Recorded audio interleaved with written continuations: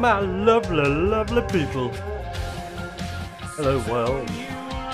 How art thou, with your world-like values? Oh, it's the live stream. You have probably... Well, I say you probably weren't expecting, but if you actually have a look at my tables for once, you would actually know, yes, I live stream on Fridays.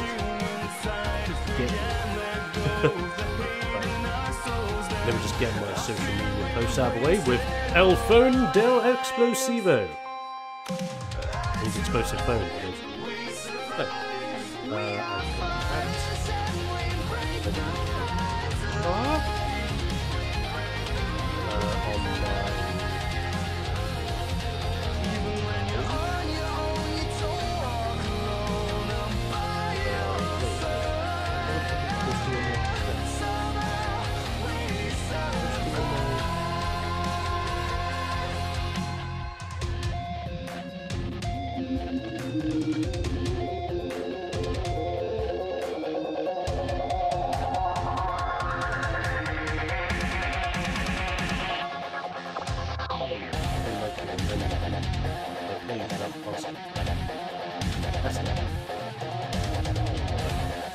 Where's my post button? There it is.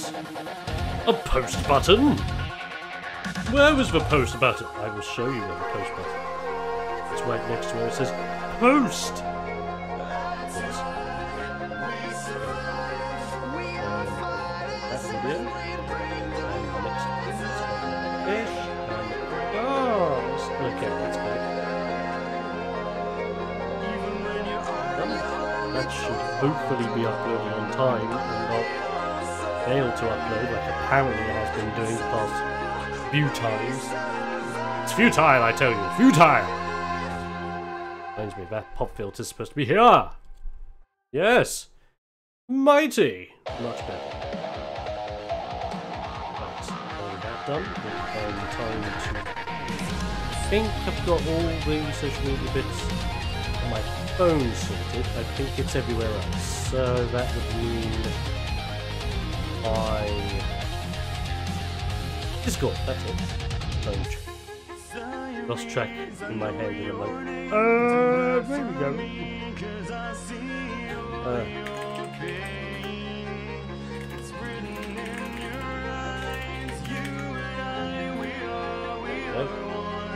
Okay, so next need this going to Discord.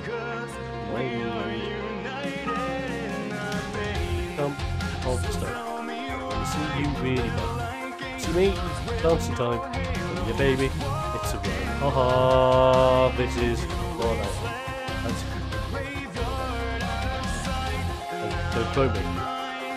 Definitely don't quote. Right. That done. It is now time. Yeah. Where art thou, disappoints?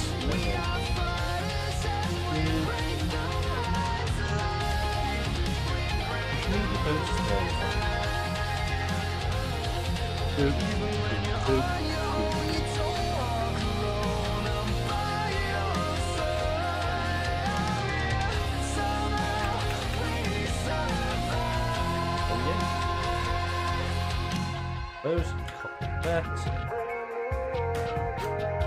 Right. Board. Posty on the share. Here.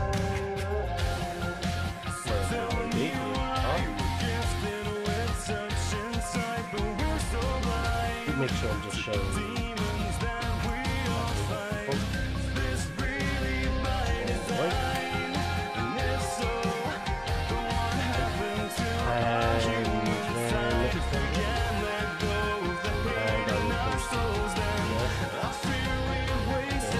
I'll just do the bombard. Links go to mankind, it's not really tasty. Okay? We don't like non-tasty treats. Wheat treats. Tobra eats. As in out. Nom. Eats. Eat the meat.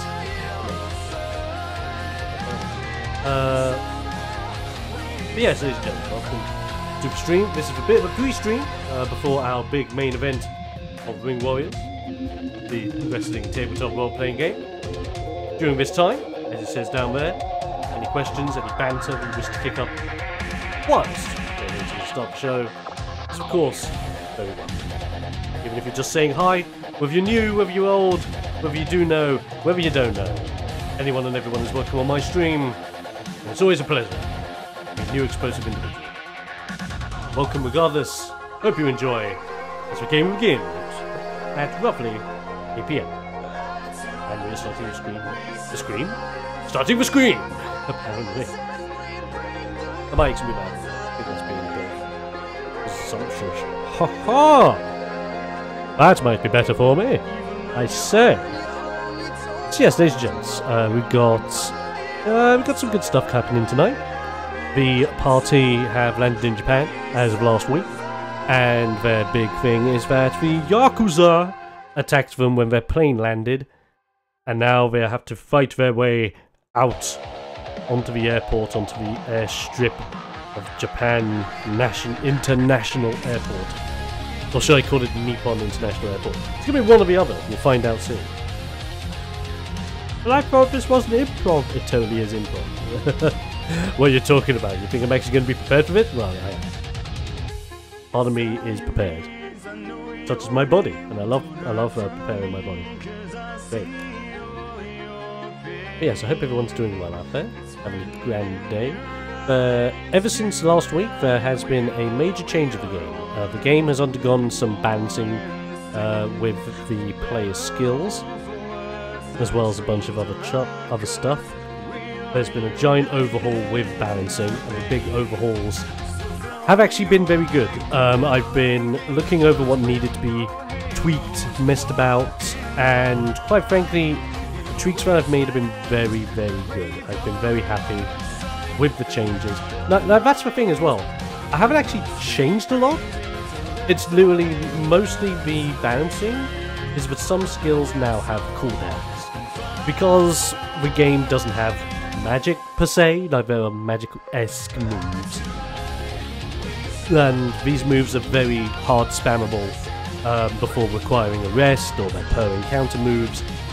I've given them 1d4 cooldowns per uses, or in between uses, to help mitigate the opportunities where, okay, I've got this insanely powerful skill, now that I've hit this level, I'm gonna spam it every turn that I have, and when you hit level 4, you have like 2 attacks per turn, so I'm gonna do it twice per turn for the next few turns, have a rest after the encounter, and do it all again next time.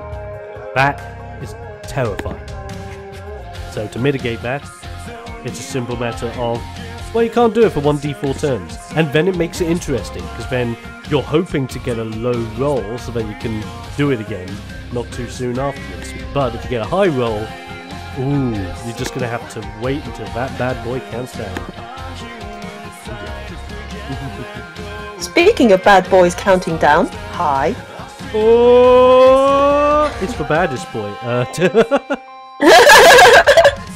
Because I'm not even a boy to start with, so technically, yeah, I am the baddest boy. There you go. Ladies and gentlemen, Tash. Hello. How are you doing, Tash? I'm doing alright, I'm doing pretty good. Yourself? Yeah. That was simple. No, I'm alright. I'm doing alright. It's actually been a really good day, so hopefully that carries across onto the stream. Indeed. I want 1 million views! Yeah, give us your views! I mean, what? I have noticed, however, that apparently either someone didn't like last week's stream, or someone decided, no, screw this guy, because I've suddenly gone down from 200 followers back to 199 again. Typical. Which obviously means that someone was a mark. They didn't really give a damn about the content, so they decided to leave just to piss me off. Screw you, bad boy! I'm still going. You just didn't read the schedule that I mostly stream on Fridays consistently, and other streams that I do will be incredibly sporadic, and I can't promise any more streams on Fridays due to my workload and what I'm currently working on, being this mother-hubbing game. which is kind of a big deal. So don't get me wrong, I want to try and get more streams, even if it's just like chilled out, like let's talk streams, just so I can just chill with peeps. Don't get me wrong, but at the moment, not happening. Simply because schedule's mad. I mean, as of Sunday, obviously this being Friday the 12th of April, as of Sunday the 14th of April, I will be working 13 days straight at work, which will obviously mean ouch for me. Not too much ouch for you, because that means 2 Fridays. And then, at least for happy times afterwards, then on the Saturday I'll be waking up early, and I will be going to Cardiff for a weekend, which will be lovely. Ooh. Yes. Well then. Happy days. So the challenge for me is, can I survive 13 days to make it to Cardiff? Short answer, I have to. So in a matter of I will, it's a matter of I have to. But I will at the same time. So yeah. Long answer is Wales, England. I mean, don't get me wrong, it's a hop, skip and a jump over the border, but it's still like 2 freaking countries. So there we go. And all go silent with tumbleweed.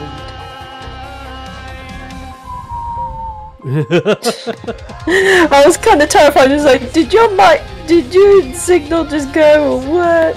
No, I actually didn't hear it. What was it? Oh no, it was like, that was like, long story is, well, wherever you're from, Dom, and Wales, yeah, it's gonna be a long travel. Yep, it's about 4 hours. Damn. So it's gonna be worth it. Fun times. I'm travelling out from, I want to say I think I'm travelling out from about, let me see.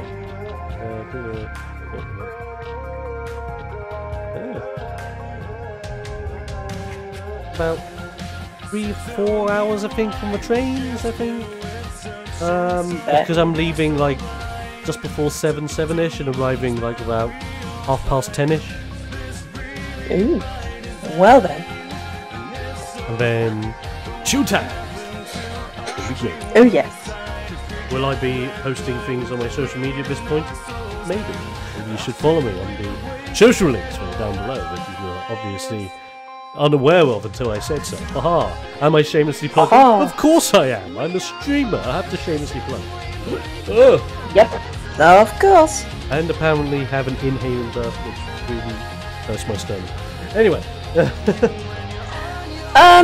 Yeah, also, interesting stuff. Artwork for, our player characters is currently underway. Yay. So hopefully I'll be able to churn those out at some point. Yeah. And use them, and possibly use them as proper icons, who knows. But yes, there we go. Oh yes. And and also been doing character designs for just various races for the game, and various gimmicks as well. Some of which you may have seen during the past broadcast, but you'll never know which ones. Ah. There you go. But there we go.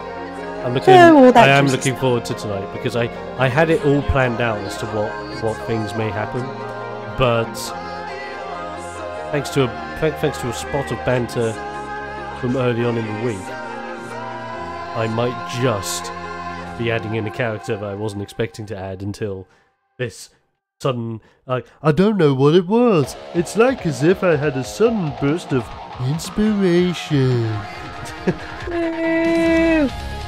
I mean, part of me's thinking, is it the one that I'm thinking of that you're thinking of? And if not, either way, it'll be cool.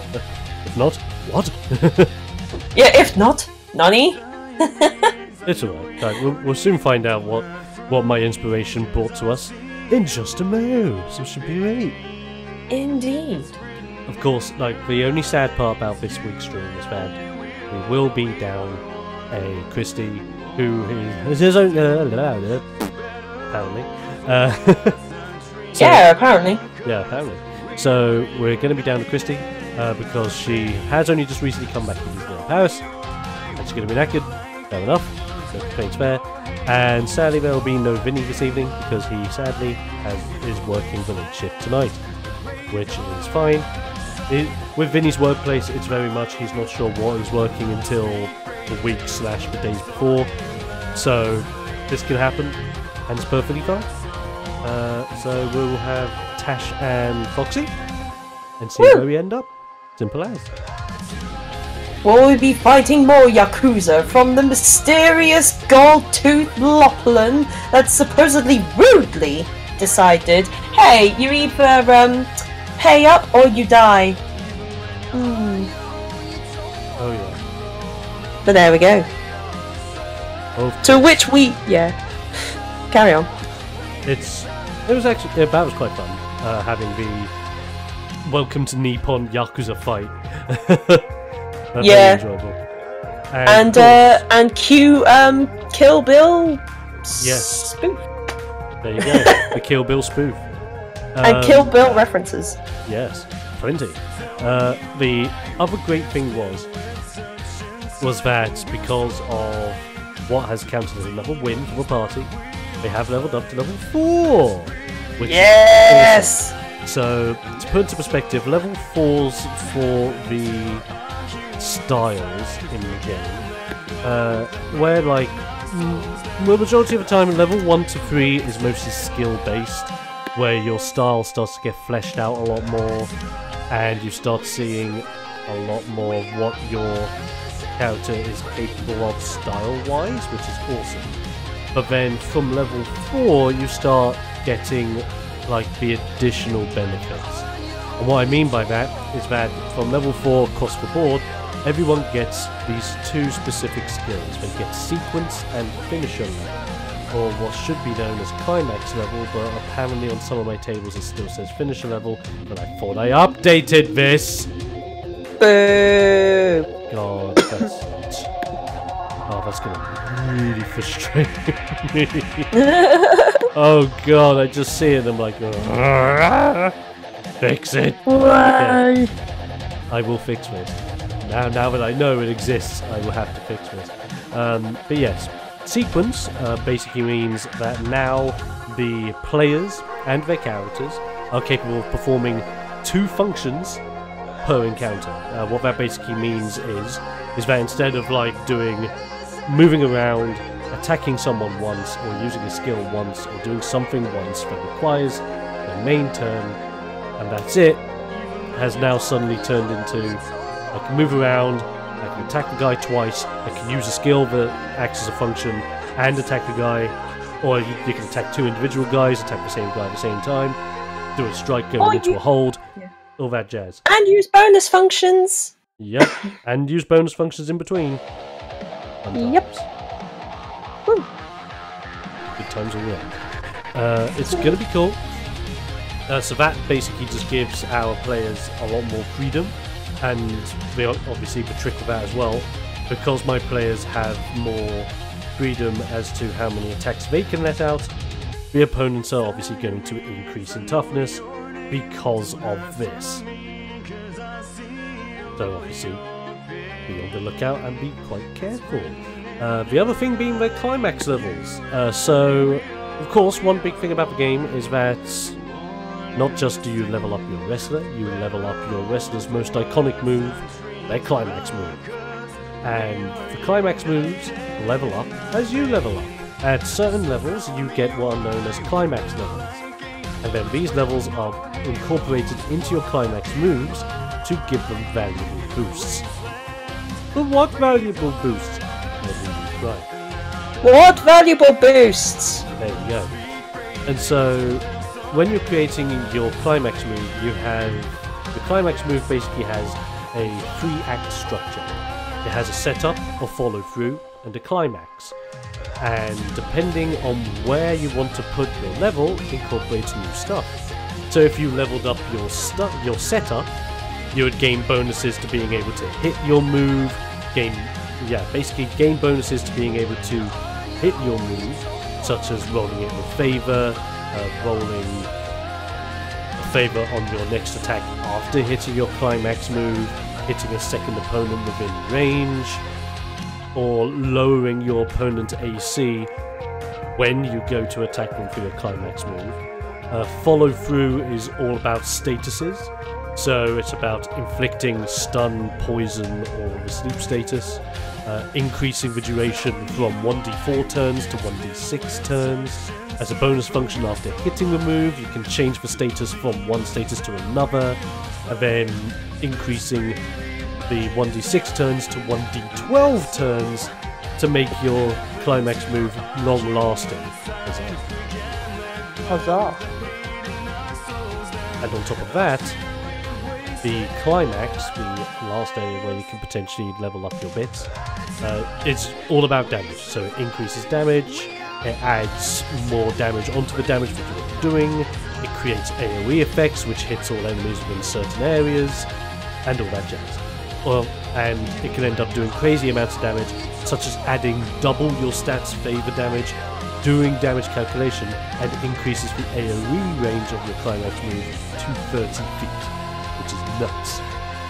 Of course, the trick with that is that you only have a finite number of climax levels throughout your entire character level up experience. So you have to really think to yourself, do you concentrate going down one of the trees? Do you split your levels across all 3 of the trees or 2 of the trees? Do you go far in one but not far in the other? I kind of think of this mechanic with the climax levels my way of kind of sorting out the whole multi-classing aspect. And this is the thing. I have had questions from people saying, it's all well and good having these styles. Will you allow multi-styling? As well, technically would be the term for the game.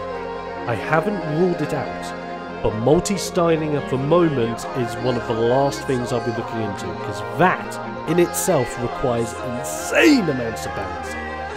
Because I think the problem with D&D, I don't have a lot of problems with D&D. I love D&D just like everyone else. Multi-classing in D&D, if you really know your stuff, can break the game instantly. And I know there are people out there that's like, well, but multi-classing's fun. And it is. I love multi-classing. Heck, my current character in Tales of Fumble the Fortunes, which you can watch on Twitch every Monday on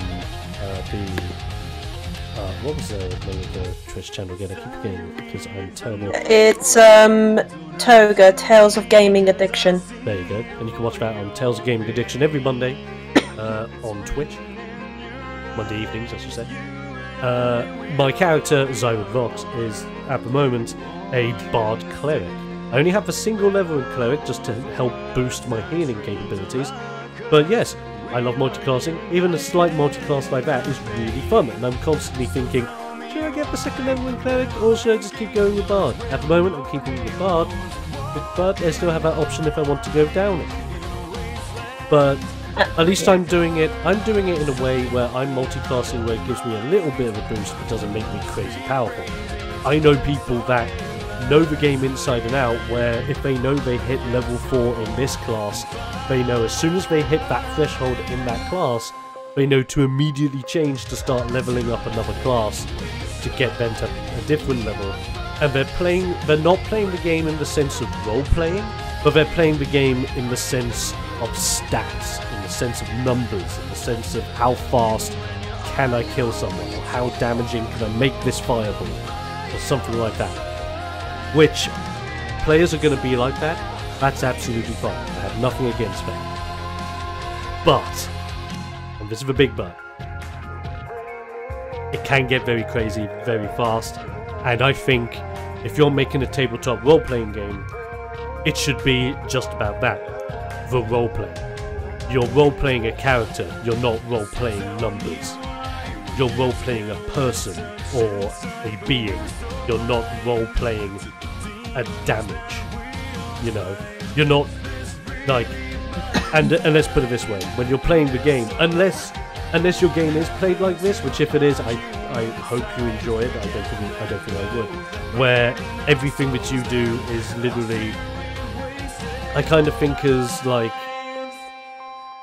some DMs, or you might be a player that enjoys combat heavy scenarios to the point where it's you go into this area, you fight, you walk a little bit, it's another random encounter, you walk a little bit more, another random encounter. It does the Final Fantasy area of role playing, as I like to think, where you could be walking around and then encounter, walking around again, roll a d20, you got a certain number, encounter, and it gets a little bit too much.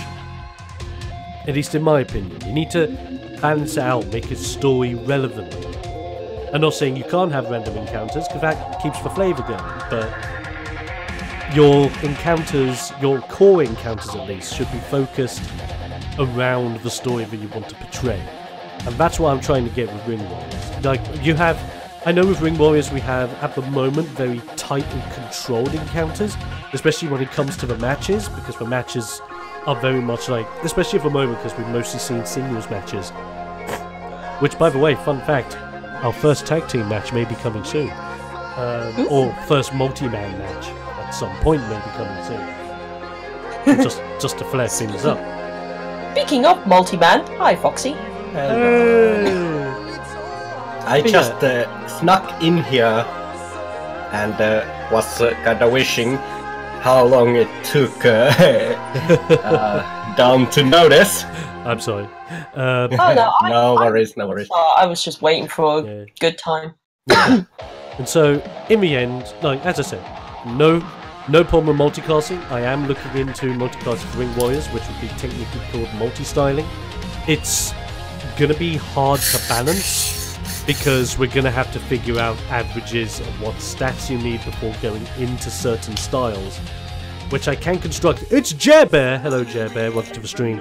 Hi Jerbear! And the thing is, with D&D, it's mostly... With D&D, with multiclassing, it's mostly you... If you want to multiclass into this class after picking this class, when you level up, you have to make sure that you have, like, 13 in Wisdom, for example. And then for Druid. And then once you join this class, you get these proficiencies, these things at level 1, good to go. Okay. I'm game for that. That's fine. It works for D&D's system. But my system is going to have to be a lot different because the numbers are in single digits as of a 6-sided dice instead of a 20-sided dice. Or sorry, like 4 d6s and then minus the lower one rounded, etc. However you roll for your stats. Because on average, the D&D stat values are in double digits. So you can warrant having 13 as a balancing act. For me, you would probably think, well, freeze the average of 6. So surely you'd just put your requirement as 3 of whatever stat you wanted. Not as simple as that, because I've constructed the styles in such a way so they incorporate different stat numbers. So with a powerhouse, yeah, you would need like a good power value, but you also need a half-decent toughness value for some of the skills that you bring to the table. So I'll probably say you need at least 4 power and 2 toughness, or even 4 power, 3 toughness, just to help balance it out a little bit more and get something to work towards.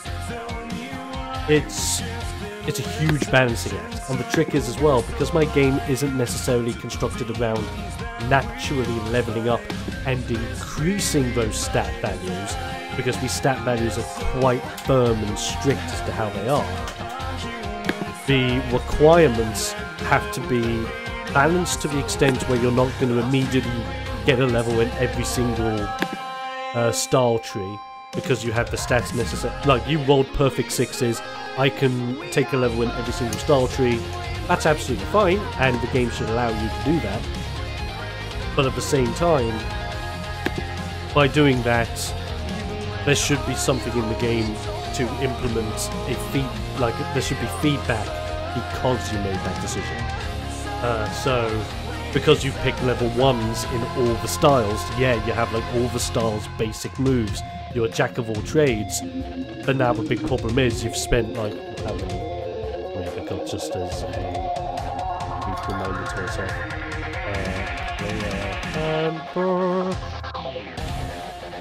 May I just say, I am loving the fact that the player handbook is after doing these changes and reformatting a few things, still standing strong currently at 77 pages. Damn. Damn, that's a lot of pages. Oh yes. So, if I was to put this into consideration, 1, 2, 3, 4, 5, 6, 7, 8. So if you did that, you would have spent your first 8 levels leveling once into all the different styles, so you get all the styles level 1 skills, which you can openly do. But by doing that, by the time you're level 8, you've gained 1 level in every single tree, whilst your players, if they focus down their own tree, like let's use the Technician for example, by the time they're level 8, not just will they have more skills under their belts, not just will they have their second aspiration skill, which is incredibly important after your level 3 curve, they also get, by that time, they also get another climax level, which is extreme. Because that means at that point, you have 2 levels in your climax move, and your climax move can now be insanely damaging and really outputting. While the problem is, if you have put all your levels into all the different skills so far, you're gonna suck. Yeah. Or your damage output is gonna be down the toilet. You can't even attack twice until you hit level 3 in at least 1 of those trees. So, by the way, I need to level up my character. Yes, which is a good move, because if you haven't done your increased health values, do them now. Yes. So it's D12 D12 plus your toughness. Yes. We'll do that, and then we'll transition into the game screen and begin tonight's session of Ring Warriors.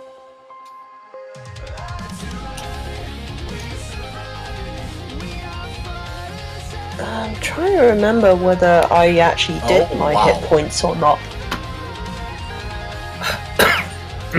That's 14 more hit points. Jeez.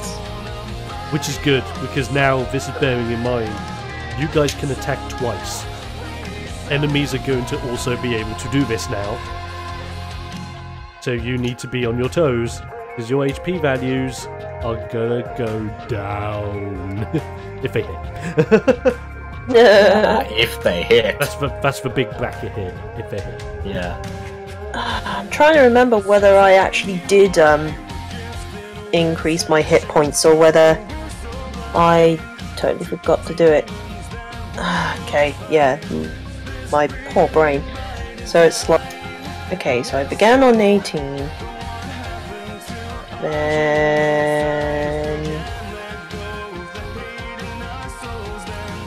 yeah, I am not doing so well remembering things. Okay, let me see if I wrote it down, because I should have done. Let's have a look. Currently I have 46 hit points. Wow, I have 1 more hit point than you. Yeah, 46 is what I have on here from your level 3, so I'm guessing that needs to increase. Yes, okay. Because if I'm correct, Foxy, did you have 33 health on level 3? I had 33, yes. Yeah, so how much would you have now after your level bits? I have 47. 47. Because that makes sense, because as a luchador you should have a half decent amount. Hey, burr. So now, hold on, let me quickly do the math so I know that I'm doing my numbers right. So, that plus that. Holy shizer! So, yeah, you're well over 50. 62 hit points. Whoa. Wow! Wow. As Vince McMahon once said about Gary Stridham. Wow. Yeah. Wow. Oh, Gary Stridham. Wow. Wow. Yeah. Fun times. Very good. Okay, so at the moment, Foxy's sitting at 47 HP, whilst Tash as her character is sitting at 62. Sweet. Yes. Very nice. Pulse pounding wrestling action. With the level ups done, ladies and gentlemen, time to switch to the game screen. Huh? Yeah, lovely. By the way, about the game screen, Tash, I think you can get everything I sent to Dom about my character. Well, why didn't you send it to me? Because I sent it like No, maybe 4 months ago. I was thinking more along the lines of what sub-race are you, and what sort of style are you, and what I am do you a imagine red fox. a red fox. Yes. Yep. I Red will need fox to is write Aryan. this down. Red Fox Fox. Azarian Luchador. Yes. Where is my notepad? And whilst Tash looks for her notepads, ladies and gentlemen, welcome if you've just joined in to Ring Warriors, the wrestling tabletop role-playing game and the stream, brought to you by the game master and creator of the game, the most explosive man on the planet, with the #1 man with the #1 plan and the ironclad white pale tan. It's not the expert of Coles. Simple as. I hope you're all doing well. Joining me on this adventure tonight is sadly Vinny and Steam Chew Christy are unavailable this evening. But I'm still joined by two of the party. We have the current reigning and defending Atlanta State Champion, who has shown her dominance in the ring and is currently the mortal foe of a particular shark, shall we say? Oh yes. She is the Brooklyn powerhouse. It's Lavanya Wreckable. Yay! Woo! Even if she isn't from Brooklyn. Well, yeah. Yes. But there we go. And she's not even a powerhouse, she's a brawler, so there you go. Indeed. Brooklyn Brawler! Yes! The Brooklyn Brawler! which is great, because the Brooklyn Brawler is an actual wrestler. Love it. Yes. Oh, lovely. And also joining the Brooklyn Brawler, which is totally what I'm calling you now. That's my nickname! We have the Fox that does the knocks. I don't know. I can't think of a straight up rhyme for Fox. He's red. He's Nazarian. He wears his luchador mask with pride. It's Liam Cyber O'Reilly. Current British strong style champion, if I recall correctly. Yes. Happy days. So, ladies and gentlemen, with the introductions in mind, it's time for a recap of where we are so far in the campaign. Last we left off, our party, after successfully claiming the British Strong Style Championship, had decided to fly over to Japan after making the strong decision to either pick Japan or Germany. Germany, in search of strong ham and maybe finding answers to what has happened to their new friend, Eric Dance. But they have decided to go against that, as they have agreed they need to carry on with a plan at large to aim for the world champions and take them down and reclaim the banner of wrestling freedom. With that in mind, the team have flown over to Nippon, Japan, land of the rising sun, and as they have flown a long journey over to get there, they are immediately welcomed by simply the Yakuza, a group of heavily tattooed elven warriors with bamboo canes, led by a giant-looking fuzzy Loplin, as he has stared them down, cigar swelling, with big gold on his fingers, where the party had a simple choice: pay or die. They didn't want to pay. And quite frankly, they didn't die because they actually did really well. They kicked some ass. Yes. Which was awesome. Oh, yes. Yes, we And kicked so with that some in mind, ass. lovely. And with that in mind, the party are alive and well on the airplane, freshly leveling up to level 4. Well done. Woo! And with that in mind, guys, you're in the plane. You have the wreckage around you, the knocked out carcasses of the Yakuza members laying on the floor in front of you. As the cockpit doors are open and you are free to go out into the realm of Japan. What do you do?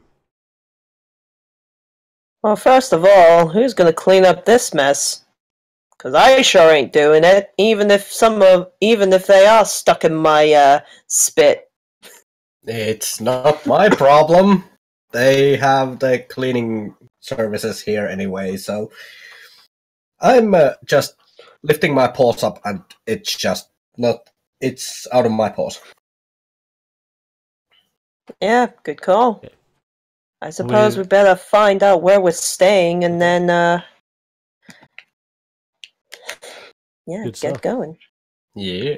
When you guys start contemplating that, you suddenly hear and feel a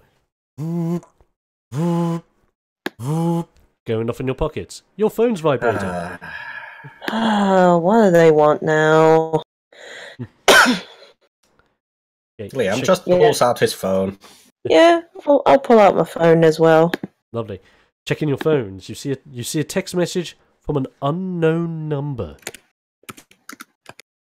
Unknown number, huh? The text message for both of you simply reads, "Follow the border." Follow the border. Liam is actually going to pull out his little techie gizmo and just plugs it in his phone and tries to trace route where the number came from. Okay, we'll find that out. As Tashi, thank you very much, has subbed where she punch again. And that's it. Woo! Love it. Woo!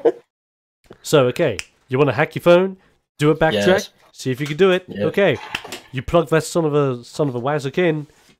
Why don't you roll me a smarts check? All right. For a moment, I thought I was going to be one of those shady tax people or something saying. Yeah.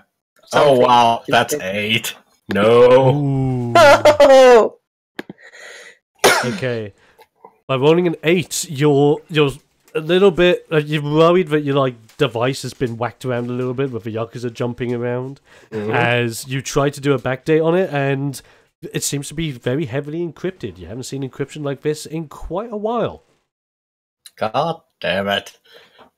Well, I mean, this is Okay. Japan. What did you expect? Yeah, well, that's true. Well, this isn't Korea. This is true. Korea has way better encryption technology. Nice. Well, in the meantime, I suppose we better follow the border, see where it Yes. leads. Okay, your Yep. only way forward at the moment is literally out of a plane.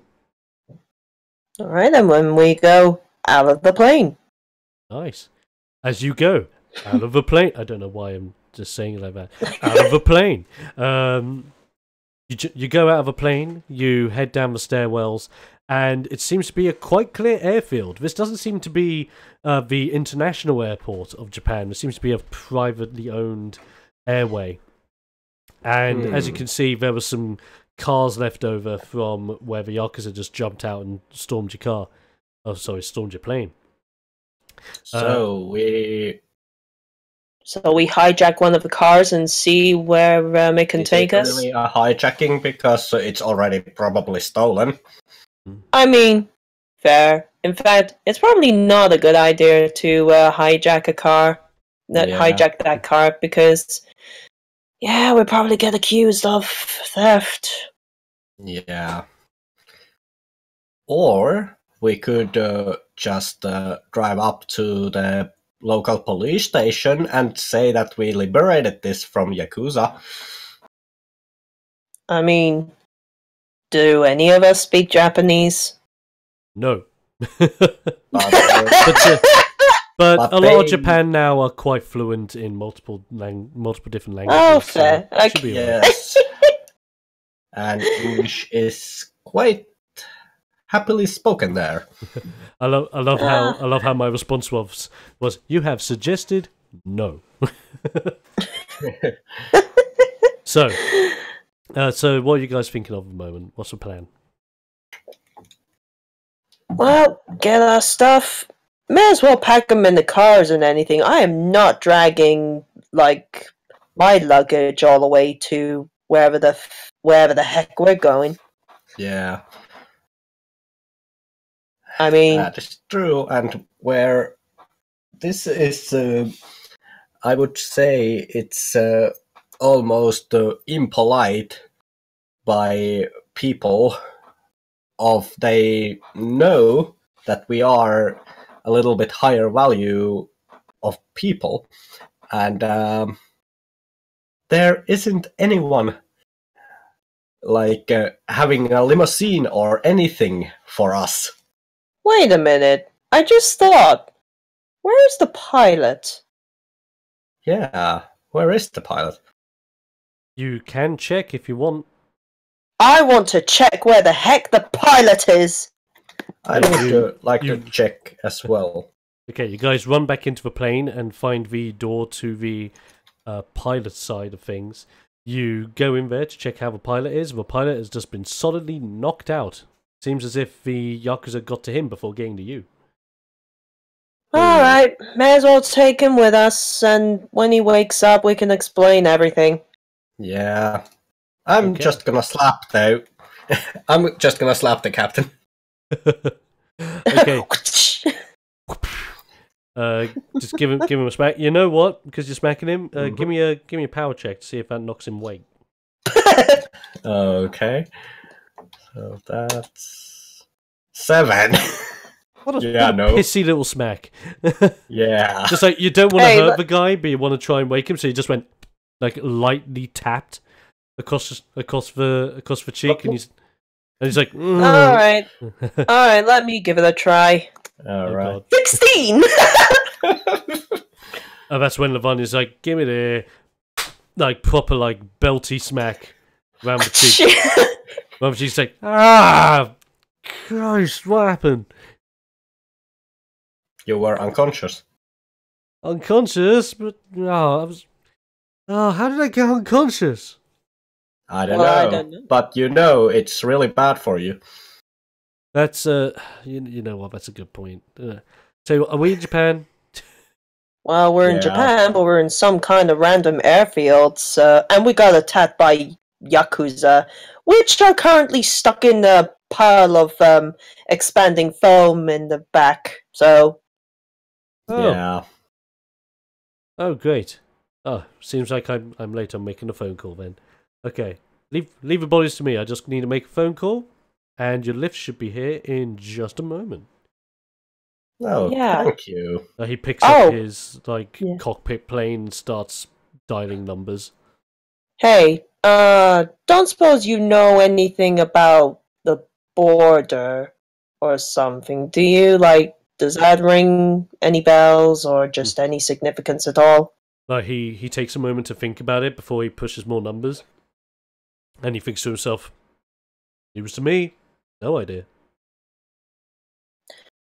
Alright. So he What types his if it numbers is- and is on the phone, talking to people's.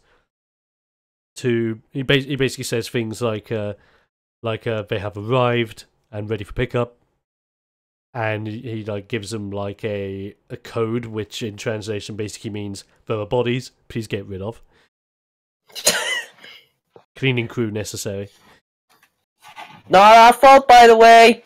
Yeah, Well, it kind of is, but they started it. they started it. There's this moment in time when the pilot just goes, I'll take care of things in here.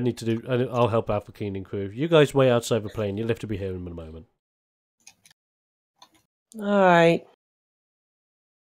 Yeah, I need some fresh air anyway. Yeah, same here. So you guys return back out of the plane, going back down the stairs from where your exit is down to the ground floor. And as you are there, suddenly you suddenly hear a noise from one of the cars nearby. As you hear like a loud scream in Japanese as as a hidden elven member of the Yakuza, comes out with a handgun, pointing the handgun at both of you. How far is this guy? He, from where you guys are at the moment, he is about 35 feet. 25 feet. 35, sorry. 35, okay. Oh, come on! Oh, come on! Yeah, carry on.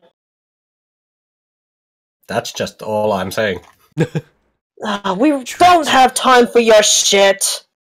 Like, all he does is just stick his gun at you as he's just, like, screaming in Japanese. From what you can guess from his, like, mannerisms and him sticking it at you, is that he's trying to basically... Well, you tell you what, instead of me telling you, why don't you give me a smarts check and see if you can identify what this guy is trying to shout at you? Speak English, you dumbass! He just screams in more Japanese. All of a sudden, Lavanya turns into American tourist. I mean, she is technically an American tourist. So, You're not wrong. So it was a smart check. Smarts check, yes. Yeah. I got 12. Okay. I got 15. Okay. Lavanya, you have no idea. You're just really angry that he's not saying anything in English. Yeah, she's just like saying, "Speak English, mother beep!" Like, as for really slow and loud. As for Liam, you can like kind of read his body language a little bit. You're not getting the whole gist, but what you can understand is that he's either trying to say "get down on the floor" or "put your hands up," but you can't tell which one. Also, as this thing is in progress, Liam just says to the pilot, "Okay, and add Add a fucking shootout. Add 1032 to that." We got 2319. 1032 is man with the gun. Oh yeah, very good indeed. As you say that, and as the guy with the gun like edges a tiny bit closer, you see him like very closely about to squeeze the trigger, as he's not too happy after hearing all the noises of his friends getting absolutely battered. It's like he was put here as the contingency plan. Okay, yeah. Sorry, carry on. All of a sudden, you just hear like the sound of what seems to be like grinding or like rolling on like tarmac, as you suddenly just hear, as you just suddenly see like popping behind this guy, a guy who's in midair, spinning around, doing a move with a skateboard, and as he's turning around in midair, he grabs the board from below him, puts it above his head, and smacks the Yakuza guy on the top of his head, knocking him out cold. Just tie him up.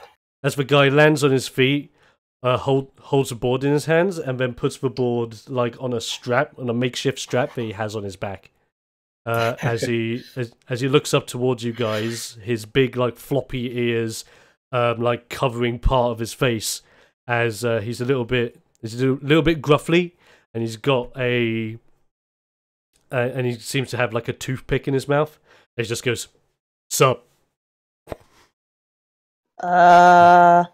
Keep the guy there. Just a moment, and Liam goes to the pilot and just says like, "Handcuffs now." Lavanya's gonna like spray the frickin' like snake mist all over this guy, so he ain't getting up anytime soon. Okay, like you like spray his like hands down. Like what you do is you like cover the feet, so you just spray his feet so that his feet are covered and they're not moving around anytime soon. Liam, the pilot from the cockpit, throws a pair of handcuffs at you, and with those you take the guy's hands and clamp those together. So effectively, he's Yes. going nowhere anytime soon. He's not going anywhere, and also he will be prosecuted to the full extent to the law. Yeah. And with that being said, this new Loplan character that's just come by, looking quite like 90s punk-esque. He's got like a red checkered shirt on. He's just got like a pair of like really scruffy jeans with like holes at the knees. As I said, bit gruffly. He's got like a bit of a gruffly, like bigger, hairy Loplan beard going on with his toothpick going on. He's like, wow, you dudes are serious. Well, with someone pointing a gun at you, you have to be serious. Yeah, and we do what is needed to be done. Oh, you mean this thing? He just like has the gun in his hand and he's just spinning it around on his finger. He's just like, things like this are chew toys. He just throws it away as if it's nothing. I can just imagine like throwing it away, and as it lands, a gunshot is heard. God. Like, well, let me roll a d20 and find out. The gun as it flies away from his finger lands on the ground. You just hear, and as the gunshot gets fired, everyone just looks back at it and he just goes, no one got hurt. I got hurt. No one heard it. Nobody heard that. Okay, so what are you doing here at this time? I'm guessing it's nighttime? Yep, it is nighttime at the moment. You just see the lights of Nippon shining around you. Yeah. May we know the name of our savior? Savior? Dudes, I'm no savior. I'm just a rad guy on a friggin' skateboard. But if you want to know what my name is, then let me introduce myself the proper way. He gets out his skateboard, does like a couple of tricks on it, skates around you guys, does like a jumping 360 kickflip, lands on his feet, and introduces himself as, I'm the current reigning skateboarding champion of Japan. Just call me. Oh. My full name is, at least what they call me out here, is Jacob Hopper. But you can just call me Kickflip.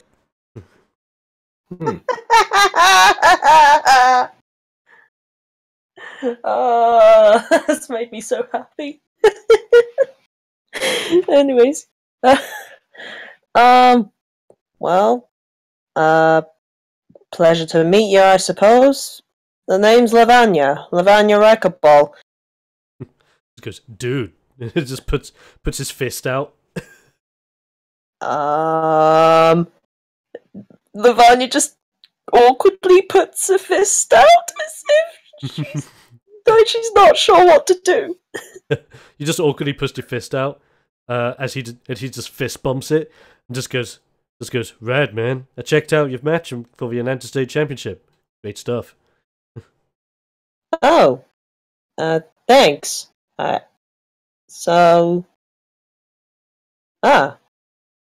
heard of us then? Yeah, dudes. I mean, I'm not just a skateboarder. I'm going in for a wrestling gig myself. Well, good on you. I mean, good luck with that is all I have to say. Yeah, I mean, it can't be any different with skateboarding. Skateboarding's extreme, but I love extreme wrestling that little bit more. I mean, this skateboard is my true pride and joy.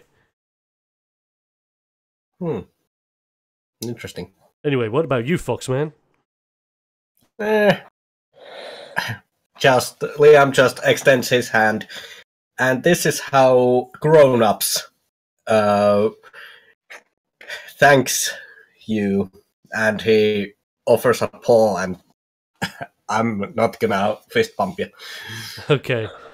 He looks at your hand out and just goes, old school, like it. And he just smacks your hand as if to go for like a low high five. As he looks at you and just goes, wait a minute. Ain't you that guy who recently won the Strong Style Championship in the UK? Yes. Dude, that match was brutal. How'd you survive that, man? Just luck, I guess. Dude. Oh, bullshit. You managed to win fair and square. Yeah, with skill and true. stuff. That's true. Oh yeah, so that's when he like whips out a bit of paper from his pocket and reads it as if like he's reminding himself something important. And he just goes, "Oh yeah, so I'm the dude that was asked to go here for you guys." Oh. Mhm. Wow. That's really That's convenient. handy. Yeah, sorry, I don't exactly have like a limo or anything, but I mean, I got these, and then it's like out of nowhere, he just whips out another pair of skateboards. Okay. I think I might feel comfortable walking, but thanks for the offer. I'm fine with skateboard. I have a good enough balance. Alright, dude. He passes you one of the skateboards and just slides the other one back in as he like puts one foot on top of his own patented skateboard. As he looks towards you guys and just goes, okay, so the place you're staying actually ain't too far from here. It should be a nice simple skate just down the way. Nice. I do warn you though, it's a little bit. What can I say? Don't expect anything flashy. That's all I'm saying. Okay. It's fine. I just want to get. Yeah, I just want to find a bed to sleep in and just rest. I had enough of dealing with these Yakuza for one day. Yeah. Aye, dude. I don't blame you. Yakuza are pieces of crap around here. Well, yeah, you can say that again. They're crap fighters as well. Just Ain't that the truth, remember. Just remember that don't disrespect your opponent because it could very well bite you in the ass at some point. I completely agree, dude. At the end of the day, Yakuza don't have any respect anyway, so I'll be the living crap out of them with anything I got. Yeah. Anyway, what are we just standing around for? We're in Japan. Let's have some fun. Let's go. As he just jumps onto a skateboard and just starts like seemingly skating away from you guys, just immediately judging, they know what to do. Yeah. I suppose we better follow the rabbit down the rabbit hole and see where he leads us. Also, this reminds me, I need some music in the background. So, because you have opted to take the challenge of the skateboard, Foxy, why don't you roll me? Now, first things first, actually, what would be your style of boarding? Would you be doing like proper, like strong, long strides? Would you be like cunningly only putting in a stride when you need it? Would you be quite wittiful, quite smart about it? Kind of like, it's just the kind of like a longboard, sort of, and like they do on longboards, and then just sneaking in a kick now and then, just keep up the speed. Alrighty, you're doing this for cunning way, I see. In that Yes. case, why don't you roll me a cunning check and see if your boarding skills are up to snuff? Let's see here.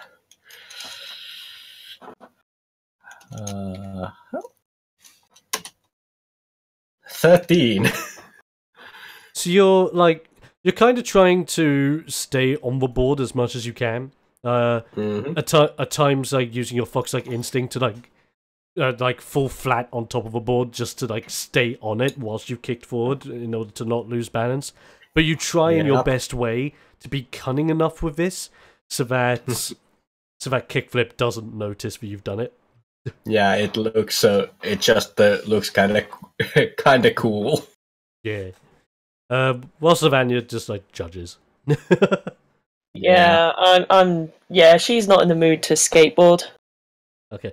Whilst you guys are skateboarding or walking towards your destination, is there anything you would like to ask your new Lopland ally? So, what is the gym called where we are going? Okay, so you kind of have to rethink the gym part, and rethink the hotel part, and even rethink that bed part you said earlier. Okay. Alright, what's the hotel called? Okay, so think of it more like a cafe, and change the word bed to futon. Is this one of those weird cafes where you have maids saying, like, welcome home, master, or something along those lines? Oh no, this is like a traditional Japanese place, including angry old people who run it. Huh. Charming. I hope they make some good sushi then. Oh, trust me, dude. If you love sushi, you're gonna love this place. Oh, hey, I don't suppose you know what the word border would mean. And I'm not just talking about, like, walls and, like, different things separating countries and that. Like, does that mean anything to you? Of course it does. As he just, like, points to the board on his back, just like, it's me, yo. Oh, that kind of border. Fair. That's fair. Okay. I mean, who told you to look out for me anyway? That's the thing. We don't actually know. We were just sent an anonymous text saying follow the border. That's so weird. And to think, I got this message, and as he's skating along, he just whips out the note from his pocket just to show it and puts it back in again. I got this message randomly when I woke up one morning. Oh? What does it say? It says that I was specifically here to meet up with 4 guys coming out of a plane that was scheduled to be attacked by the Yakuza, only this time of the evening. Wait. So whoever sent you that text knew that we were gonna get attacked anyway?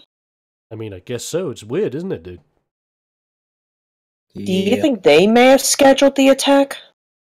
I don't know, man. Needless to say, I think this meant to be fate. I mean, I'm a wannabe wrestler. You guys are successful wrestlers. I wonder if he's done this on purpose. If it is a he. I mean, yeah. And I'm going to assume that Erg and Bumper are either following us or just, like, helping clearing up the bodies. Oh, yeah. Erg and Bumper have opted to stay back of the plane, help fix things up, and they'll follow you guys later. The pilot knows enough information about what's happening to basically point him in the right direction. Okay. Cool. Alright.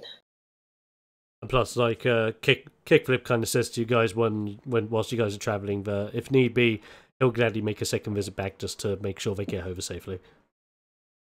Yeah, thanks. I mean, I know we can handle ourselves against the crappy Yakuza, but that guy with the gun could have done some serious damage had you not have been there. Yeah. Yeah, it's not my first rodeo out here. Moved out to Japan after my skateboarding tricks in the States was going southward. Turns out skateboarding ain't as popular as it was anymore, but it seems to be making a resurgence here in Japan. Came out here, and before you know it, I've become Japanese skateboarding champion. Well, congrats. Thanks, dude. Well, that's why I want to go into the wrestling business. Being out here, I get to see some of the greatest wrestlers in the world performing day in and day out. Just seeing how extreme they can get as well just makes my blood boil. Well, you certainly come to the right place. That's for sure. And as you guys carry on, you eventually make it to a nice little alleyway that has like a stretch of like houses that seem to be like houses / shops / markets. with like multiple floors that seem to be going up quite a bit. Some have like windows open, and you can hear like arguments happening, whilst like down the way you see like some people walking down the street, a couple of elderly people. So there seems to be like a quaint little part of town, just outside of the city itself. But it seems like a nice chilled out place. And as you guys arrive here, you go into the town quite a bit, and as you do, he kickflip jumps off of his board, grabs his board, puts it under his arm, stands in front of this sliding door, and just goes, "Here we are, dudes, home sweet home." And from what you can see from the outside, the house itself just looks very like old and not too stable. You're kind of curious as to how it's still standing. But even with it maybe looking a little bit rickety on the outside, you can tell that it's probably stood a half decent amount of time. So it's probably sturdy enough. I mean, with all the earthquakes that happened in Japan, you know. Very true. So before he goes to open up the sliding door, Kickflip looks back to you guys and just goes, "Okay, so because I got this letter, I kinda haven't told the old guys yet that I was gonna bring back company. So if things get loud, try and play it cool." Yeah, there's no problem with that. So he slides the door open, and you just see like an elderly you see like an elderly Loplan woman, that's also a fuzzy lop, with her ears like tied in a bow behind her head, to keep them out of the way of what she's obviously preparing in front of her. As she just looks at the door when it's opened, and you just hear her like spouting nonsense in Japanese, being really loud and obnoxious, pointing very angrily at Kickflip, like splashing like the spoon that she's been carrying into like the bowl she's mixing. It's getting very angry and annoyed. You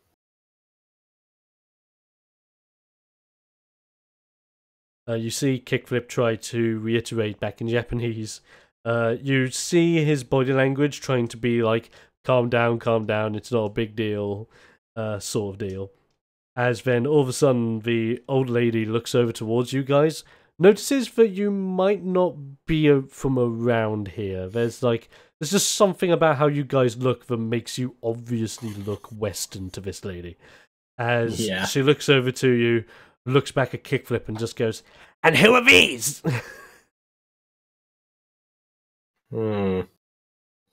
First of all, Liam just steps forward and offers a paw, like, "I am current strong style champion of UK, and I am running the show in the UK area. This is Lavanya Rekapol, who is running the show on the States side of things." Lavanya just awkwardly bows. Like, I think I heard they like bowing, so hi. When you do that, the old lady just picks up a spoon again and points it towards you and just goes, "I don't care whether you're the champions of the sushi bar just down the street. What the hell are you doing here?" and then like a Kickflip just comes out, just go, "Grandma, calm down. They're friends of mine, man. Okay, dude." It's like, "Last time I checked, you don't have any friends. You were forced to come here because your parents didn't want you messing about." Look, we were kind of like rescued by Kickflip from Yakuza, and apparently he's our guide. Yes. Like, it's like this moment the old lady just angrily stares back at Kickflip as she just goes Chikorata! And just like goes to like throw the spoon at him and it whacks him in the head. Just go like, why didn't you tell me you had a mission to do that? And he's just like, well, I didn't know, dude. Like, I just woke up and I had a bit of paper in my hand, man. Just like going, oh God, who's been sneaking in our house again? Ninjas, I guess. Yeah, probably. Hey, don't you go joking about that. We still have ninjas around here, you know. Yeah, I know you do. Sorry, I kind of thought they only happened in comics and Japanese TV shows or something. Like you see the old lady like give out a sigh of disappointment as if she was hoping that you Americans were a little bit more smarter than this. As she seems to like hop down and decrease in size as you see her walk around the counter that she's behind, and she's only about like 5'2", or not even that, like about 5 foot, 4'11". Not the tallest Loplan lady in the world, as she's like hunched forward a little bit, holding her hands behind her back, her eyes being closed slanted as she looks up towards you, as she just goes, okay, so the rules are simple. You're staying in my roof because of this boy. You're staying by my rules, you got it? Got it. Yeah, we aren't going to be here much anyway, so... Great, now the first thing you can do, and then she, like, out of nowhere, just shoves, like, a pair of aprons into both of your hands. And it just goes, just like my grandson, you can help me clear up. Now come on, put your crap on and help me.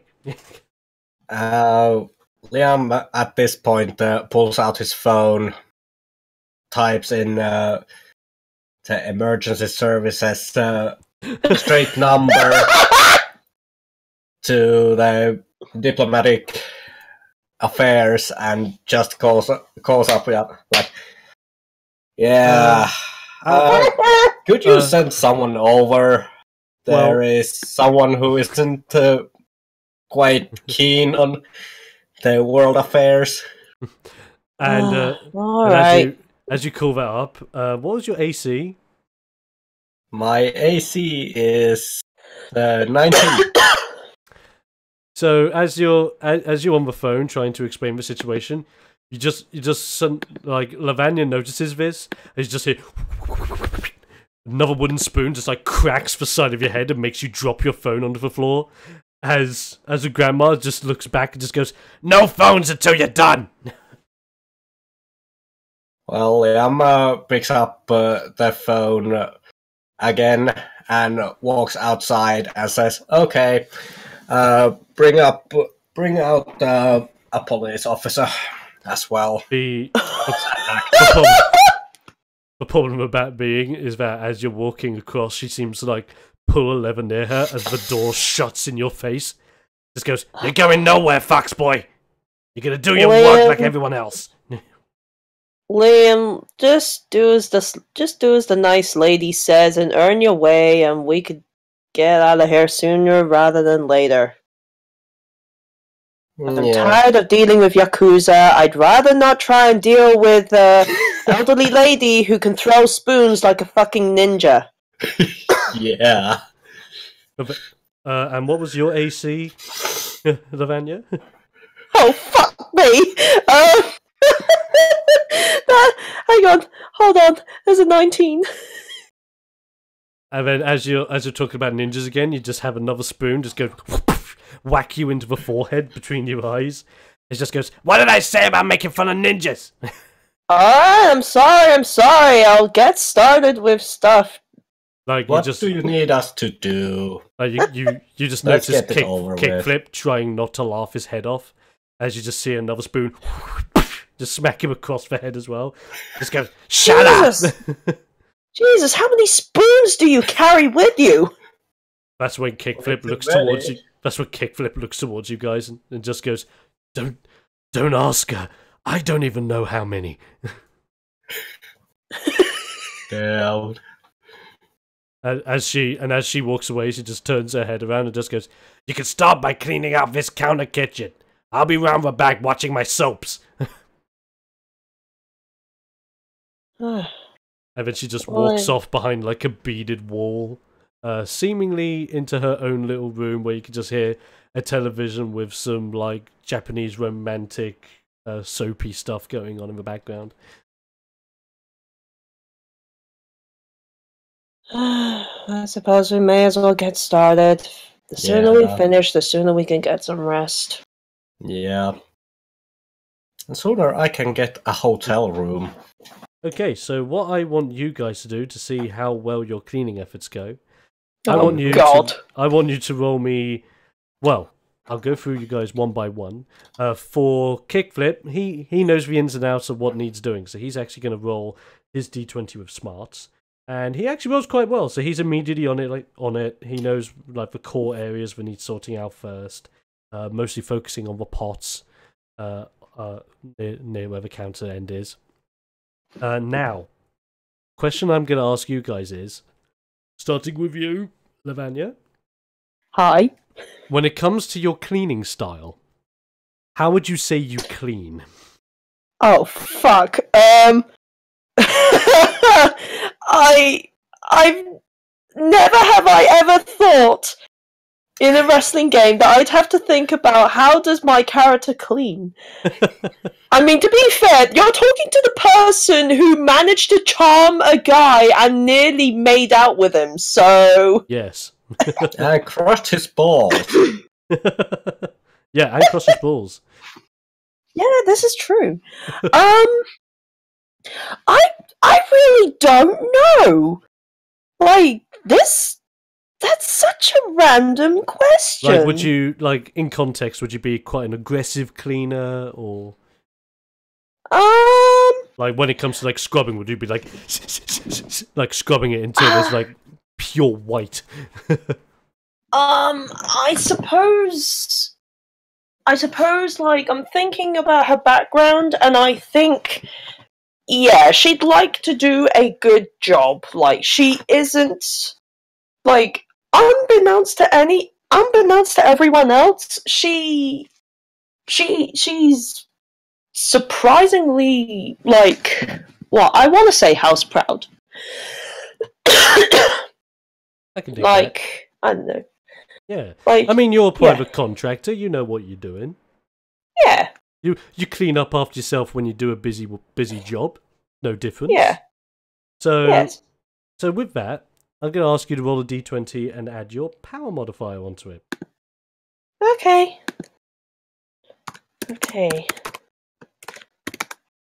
16. You actually do not too bad. Like Kickflip just like points at like some more like hardy areas where maybe need a little bit more of like a in there scrub, and you get in there, and with the cleaning utensils you have, you're actually pretty darn good at it. You start seeing the cleanliness shine through. Yeah, this reminds me too much of home. Yep. And yeah, like throughout the cleaning, she kind of looks a bit nostalgic. Well, it's kind of like a neutral expression, but like you could tell that she's probably thinking about stuff. I get you. It's like giving you a bit of like nostalgia for home. Yeah. Nice. So that's yourself, Liam. How would you say? Mm-hmm. How would you say you clean? I usually call a clean crew. So, would you say you have experience when it comes to the cleaning? Actually, because of his background, he does know how to clean, because the army side of him were thought that cleanliness is very important, and hygiene. That is a very good point. With that in mind, I want you to roll me a d20 and add your smarts. on top of it all. That's 25. Oh, damn. Okay, like you have that military precision with your background training, and because Yes. of such a thing, you're just simply tasked to like clean about the main parts of the counter. And because you're looking at this counter and you're thinking, okay, where's the best place to start? Am I best going like up and down motions or side to side motions? You're very strategic with your cleaning, and as a result of it, your strategic thinking goes through very well, as you have done a bang-up job. Yes. Very nice. Overall, you Even guys better are, job. Yeah. Overall, you guys Even are better job doing, than kickflip. Yeah. Overall, you guys are doing quite well. A very good cleaning sesh. Kickflip that's now like mopping the floor at this point with a mop. He puts it up and leans against it for a moment to like wipe the sweat off of his brow, as he like looks at the clock on the wall, and just goes, dudes, hey dudes, it's wrestling time. As he just like goes to grab like a nearby remote control and turns on the telly inside of this little cafe area. Huh. Like the television itself is like a little like 4x3 RGB television from like back in the 90s. It's like it's like a little box. It's not the most high end thing in the world, but it does the job. It's got your basic channels, and you see like a little like cable going out. So it's obviously connected to satellite. They get the right channels on there for what they want. And as they turn the wrestling on, you see that it is a wrestling news update from the Wrestling World Organization. As there is all of a sudden, apparently, according to the banner that you see, a newly crowned champion of Germany. Oh. What is simply known as the German Wrestling Championship. You have a look at the screen, the banner, and the host of the news channel talking about how there is a new German champion, from a new wrestler that is brand new to the scene, that has never been seen before, defeating the champion in a record-breaking 20 seconds after the initial bell rang. Shocking taking the world by storm. I have a little feeling that this could be Eric after little fixing. Well, see what happens next.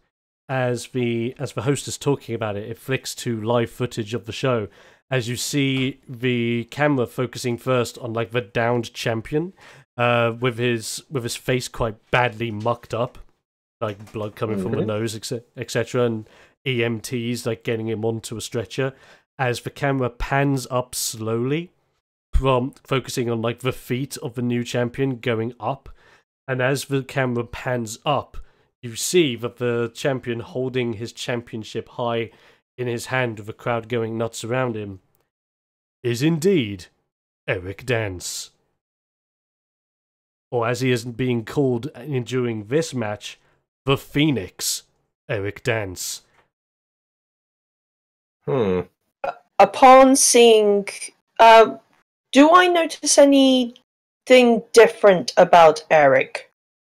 Right, I'm going to let you both roll this. What I want you guys to roll me, I'm gonna maybe throw a bit of a curveball.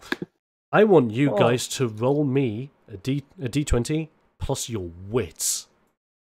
Okay. My wits is pretty good. 7. 25. Okay, Liam, you got 7. Okay.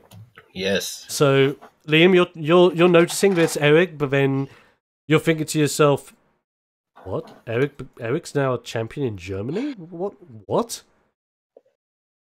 And but Lavanya, you're looking at the screen, and you notice Eric, and you think something's not quite right, and you see something in the background. You notice a set of hair.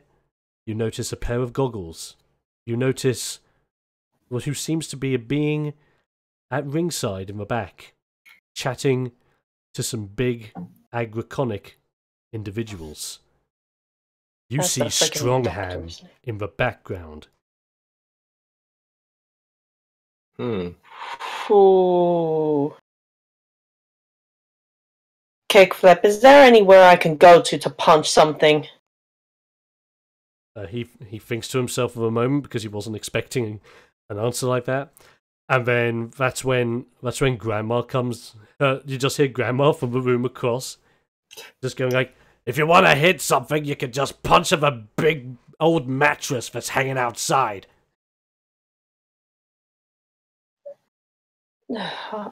I'll be outside, and Lavanya just sort of like makes a beeline towards door where she said the mattress is.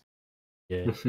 You go to the main entrance and you slide the door open. You go outside the door and you see to the left of you there's just like a mattress hanging. The hanging mattress is actually something that Kickflip put together in order to like practice punching and whacking with a skateboard in a somewhat controlled environment. It's held up very well with like very precise knots, and by a very thick layer of rope. But it is just literally an old battered mattress. Yeah, she's just going to be punching it over and over and over again. Okay, you let loose on the mattress. As you do, Kickflip looks towards you, Liam, and just goes, "What's that all about, dude?"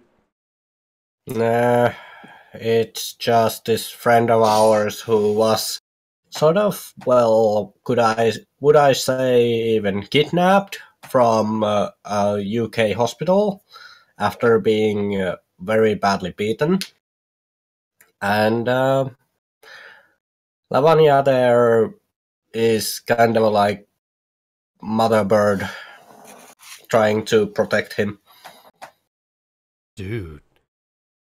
And he's just like, you just see like a concerned look on Kickflip as he looks towards the door, and he just sees like Lavanya just like focused on beating the crap out of this mattress, flowing like flurries of lefts and rights directly at it. At this point in time, you also notice that because this is an urgent update, the people that are talking about the new German wrestling champion suddenly change to a interview with Sean Leafmeyer, as he is the head of the World Wrestling Organization, and as he told you, any information that he knew about Eric, he would get a hold of you with.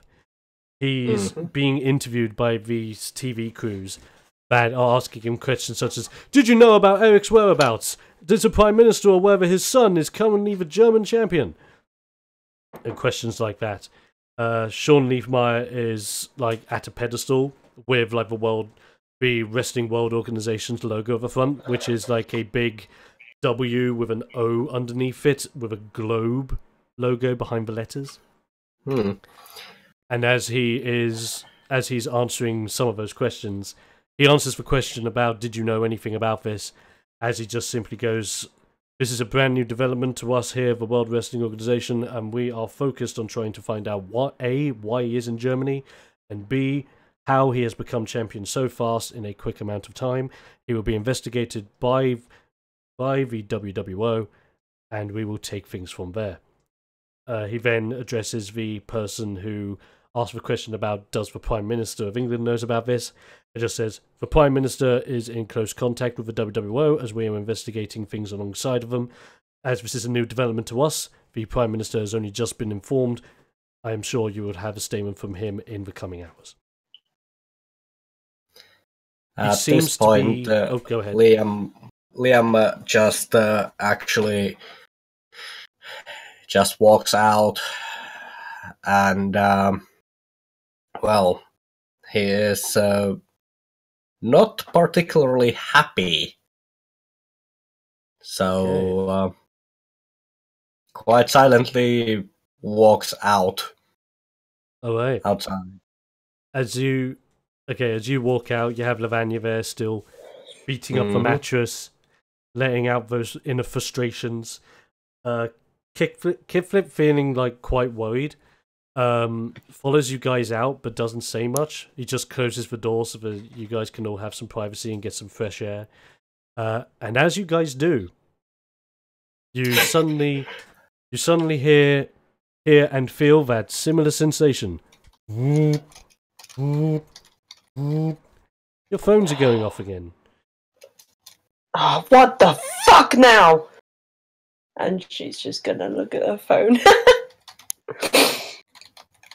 Okay, you guys whip out your phones. The Kickflip quite interested as to what's happening, and as you flip up your phones, you notice that it's a message from the unknown number again. Okay. That simply says the words, "Don't worry," and that's it. Don't worry.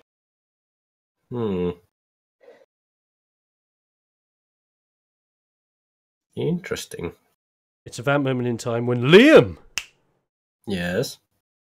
you notice that your phone starts letting out a really random, jaunty, like country, like obviously American ringtone, where it's like America, like just, God, like American national anthem-esque ringtone, as you are currently being video called by who seems to be Sean Leafmeyer.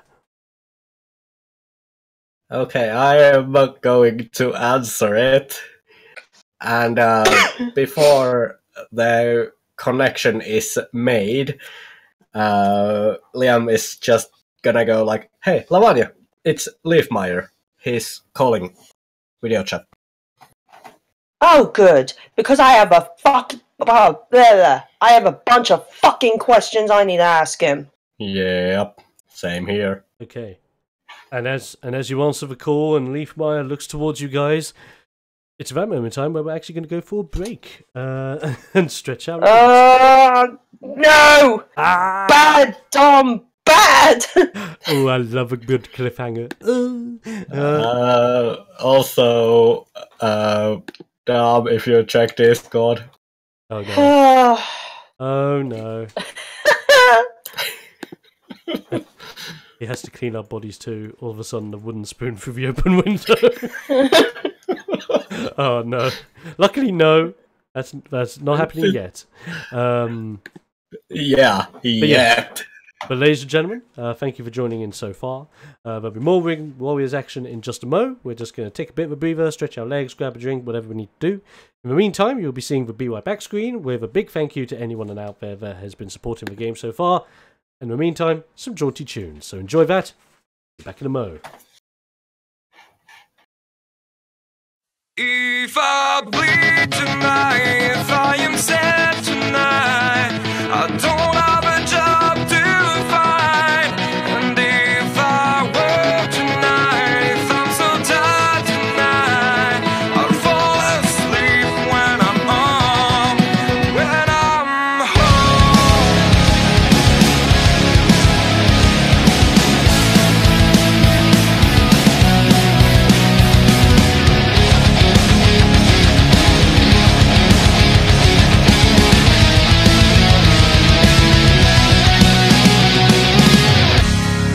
Just so far from here, focused on my own way, with never looking back to those who lived in fear. There was nothing I could do, there was nothing you said that could make me realize how much lucky I was. Just out of reach of the fire, was not aware of this nightmare. But when I stopped to see those eyes begging for help, begging for hope, just need to open my eyes down, to try to change them to sunshine, to be someone among others. I've got to try it. If I bleed tonight, if I am sad tonight, I don't have a job to find. If I work tonight, if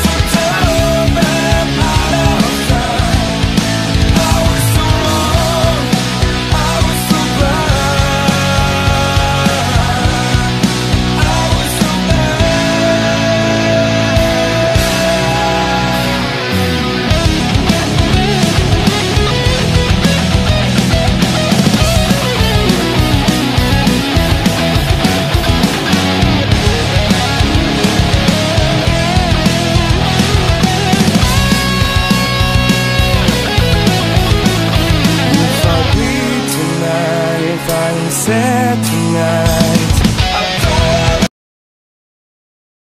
And we're back.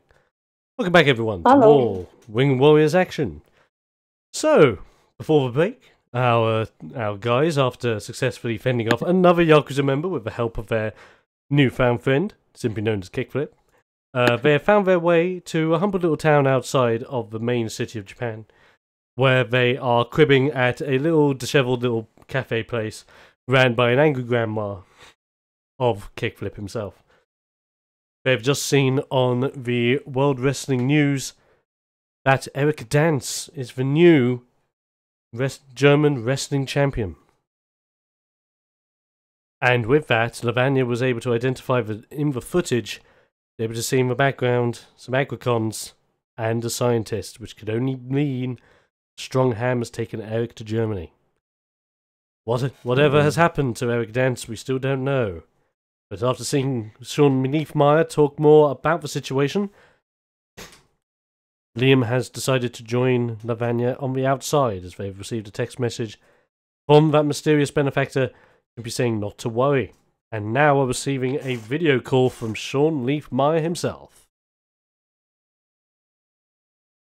Okay, and with that in mind, the video chat begins as Sean Leafmeyer is looking through the screen towards both of you, and just simply goes, Lavanya, Liam. So, what's up with sure the situation? I'm not sure if you've been able to see it, but there's been some developments. Yes. We have been able to see it, and we are not particularly happy that we are sort of out of the loop. He looks down at his desk for a minute as he looks back up afterwards, as if he's like taking a deep breath. He looks back up towards the screen and just goes and just says, "Now that press conference was roughly an hour ago. I've only known for the past 2 hours about what's happened to Eric." Okay, so you are as out as we are, almost. Pretty much. My top men are on situation as we know it. We weren't expecting Eric to suddenly show up out of nowhere, yet alone Strongham being with him, and for him to suddenly claim the German Wrestling Championship in less than 20 seconds. Yeah, that's weird. Very weird. Seems to go hand in hand as to what we were able to find out of the hospital. Something has happened to Eric Dance. The fact he is now being called the Phoenix may be the name of Strongham's new prototype, whatever that may be. Prototype? What the fuck does that mean? Again, he takes another deep breath after looking at his desk, and he just goes, I didn't bring up this information at first because I didn't feel like it was important at the time.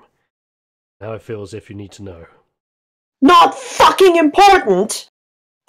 A kid is being kidnapped by a fucking mad scientist and you don't think this information is fucking important to give? Please, let me finish. Bad enough as it is that I didn't tell you in the first place, and I'm sorry for that, but I need to tell you now. The situation has changed. Continue. As he takes a deep breath, he goes on to explain the following. Quite a number of years ago, the World Wrestling Organization were in need of new top competitors, and in order to mitigate the costs for medical procedures after wrestlers get severely injured, we were looking into new technologies to help wrestlers get back into their wrestling matches earlier and to have longer, more fulfilling careers down the line. We were looking into experimental new technologies to help benefit their medical procedures. That's where Strongham came in. A good number of years ago, we actually had Strongham on board, looking into researching and even developing some brand new equipment specifically kitted to helping the lifespans of wrestlers. Things seemed to be going well at first until he discovered that Strongham was doing things a little bit too experimental, to a point where wrestlers started falling off the grid, and when they started coming back on, all of a sudden their climax moves became more climax filled. but punches became more devastating. Suplexes were able to not just take out their opponent, but destroy the entire ring itself. Power bombs were able to send earthquakes throughout entire townships. Needless to say, we investigated things at the time, and we were able to shut down his proceedings. We found out the Strongham was doing experiments on wrestlers to turn them into a new generation, giving them implants in order to increase their damage outputs. Needless did he know that there was a huge side effect to implanting these into the wrestlers at the time, as when he inserted an implant, it would only last for a set amount of minutes during a match, and if a match went any longer than expected, the implant would start to immediately deteriorate the muscle structure of that wrestler's body, meaning that the limb that implant is connected to would fall off during the match. Sounds gruesome and unnecessary. It's at this moment in time where he sticks up a picture against the screen to show you, and it's an image of a wrestler face first onto the floor, with his arm detached about like a few feet away from him, look like completely disjointed and even like starting to quickly erode away as like big blood splatters are splattered across the canvas of the ring. As he goes, this image was taken during a televised event. Luckily, after the event was televised for the first time, it has not been re-aired since this incident, and we have been trying to keep things under the loop. We managed to stop Strongheim, but by the time we found his base of operations, he had moved on. We destroyed any and all evidence of his implants, and by the looks of things, he had never tried implanting wrestlers ever again, thinking that his experiment was a failure. We thus decided to keep him off-grid, but decided to keep eyes on him in case anything else came back up. Now with this happening to Eric Dance, this seems to be a recurrence, but something seems different.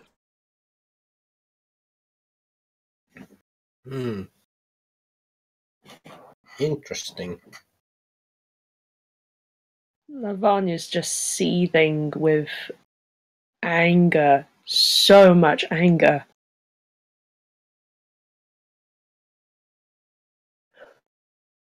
Like Sean is like takes the photo, takes it away from the screen, lays it on the desk in front of him as he like puts his hands into one another and sits it on the desk in front. As he goes, now, I understand after you guys have seen what has transpired, you probably have the feeling inside of you that you need to do something about this. I understand. Yes. And I want to support you, but I need you to stay in Japan. Then set us some matches up, because otherwise I'm not gonna stay in Japan. Agreed. If you don't give us opponents to fight, then I'm gonna buy the first fucking ticket to Germany and I'm gonna fucking kill that bastard! It's about a moment in time when he just goes, don't you worry, I do have some matches planned up, and I have the championship match all ready and set for Bumper when she is ready. Alright. You'll receive a letter in the morning.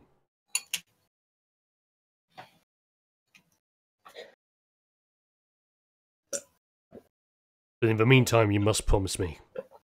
You must complete what is needed in Japan. Once everything is done, I will keep you informed of the whereabouts of Eric and Strongham. And as far as I'm aware, you guys will be needed to take him out. I guessed as much.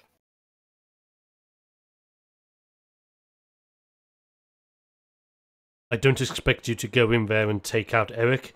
I expect you to go in there and take out Strongham when the time is right. Eric, as far as we're aware, needs to be saved. Not killed. Not stopped. Yes, that was my intention. That he will be... well... not doing any experiments after that one.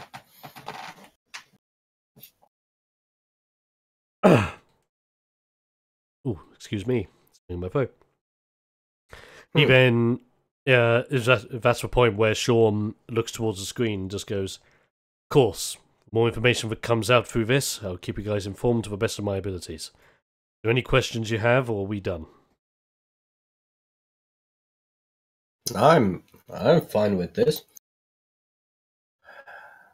Lavanya, do you have anything to say to Leafmeyer? When do I get to fucking fight Jaws? Because he's the fucking reason Eric ended up like that. As far as I'm aware, Mike Jaws is currently residing at the Bermuda Triangle training for your match.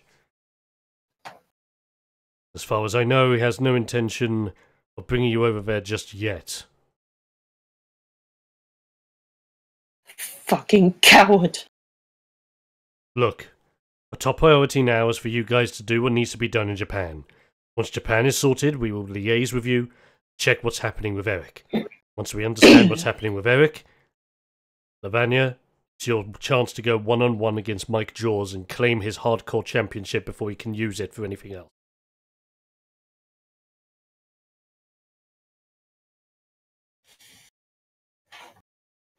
Oh man. Yeah.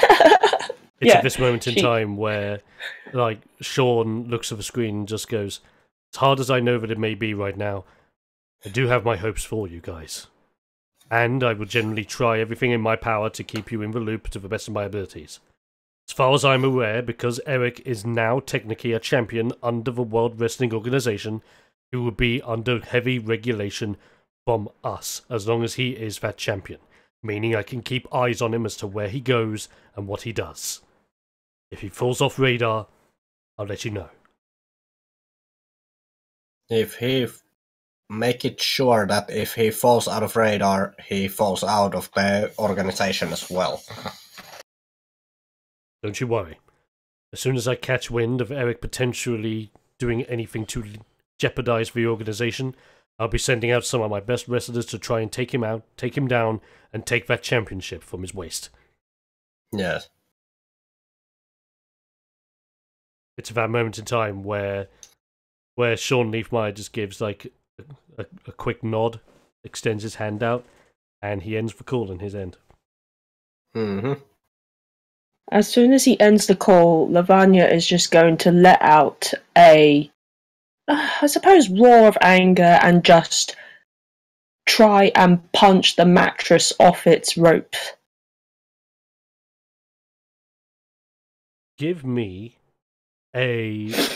Roll me a punch attack with your power against that mattress. 22.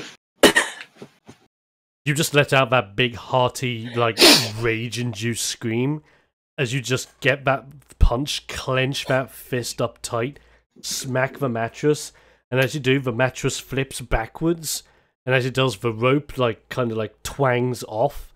As you see the mattress just fly up, the rope come off completely, and the mattress just slam down to the floor in front of you. And then yeah. Sorry, carry on. You do this whilst Kickflip has watched and heard everything, as it just goes, dudes.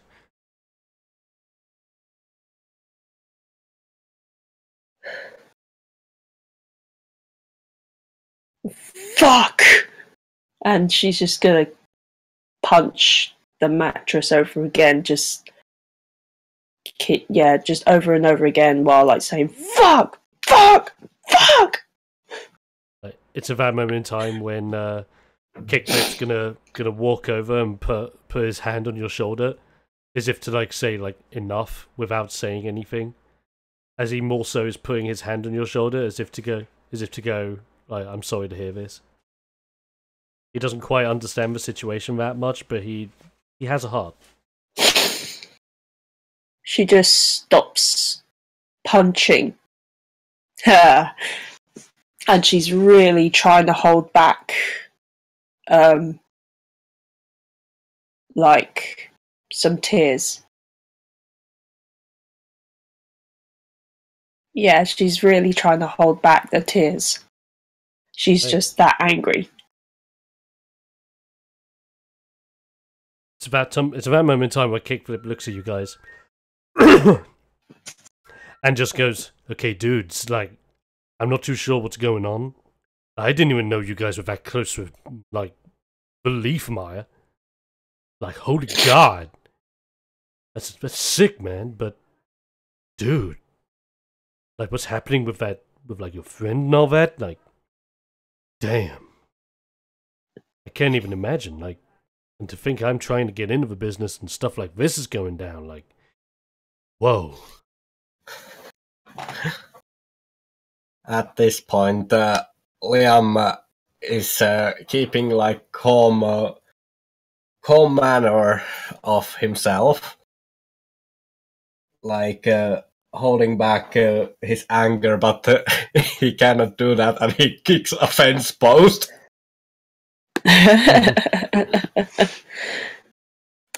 Well, roll me an attack against that post. Okay. So D20 plus. Wait a minute. Kicks were with. Like, are you kicking it out of reactions to all the news you've heard? What? Are you kicking it as a reaction to all the news you've had involving Yeah. Eric and whatnot? But because that's more so out of frustration, use your power. Alright.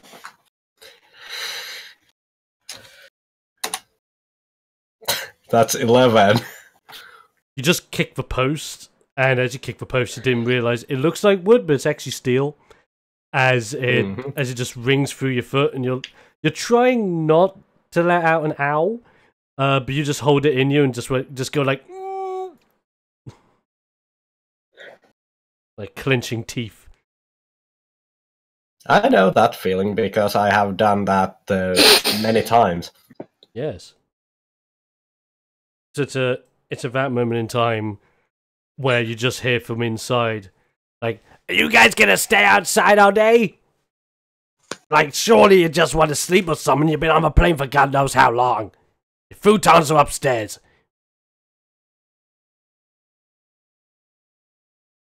Yeah, let's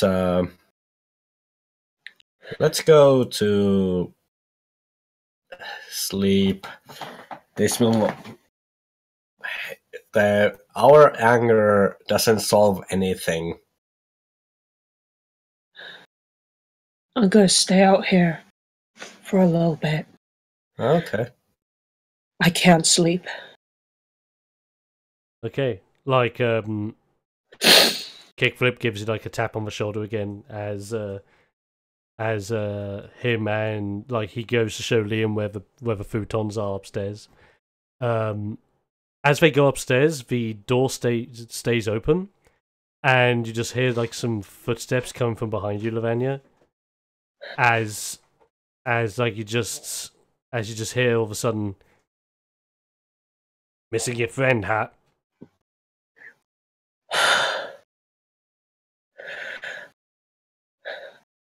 I'm so fucking weak. I couldn't save. I thought I was strong enough to save. Or at least.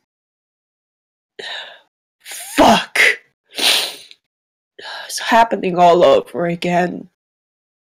It's at that time when you just hear like the strike of a spoon, like hit you like on the side of the arm. As she hits you with it, lowers it to her side, and just goes, "Strength wouldn't be saving your friend. You've got enough strength. You had the strength to knock that mattress off. That mattress was held tight with one of the greatest knots I've ever made. Strength isn't your problem."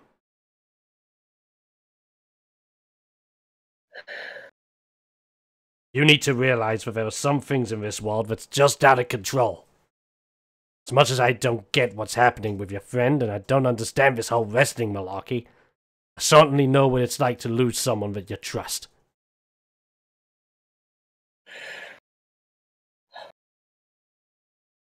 But that's the thing. I nearly lost someone I trusted. And that's my point. You haven't lost him yet. Your friend's still there. Whatever's happening to him, whether he's changed for the good or changed for the worst, he's still alive and that's what matters. End of the day, you got the strength to get your friend back. But do you think your friend will accept it while you sit here crying your eyes out, looking like the coward? Well, you need to stand up and realize that this world's bigger than you think, chick.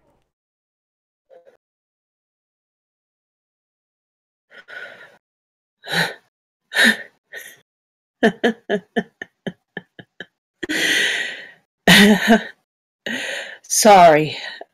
I wasn't laughing at you. You kind of reminded me of my grandma. She said something along those lines when I was a kid.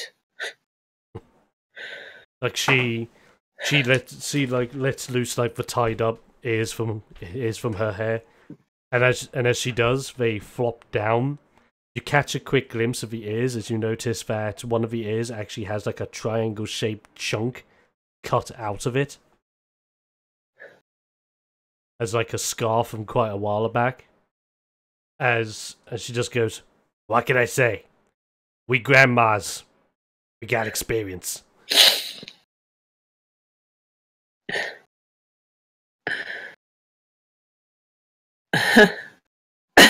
Well, look at you, all badass and wearing scars.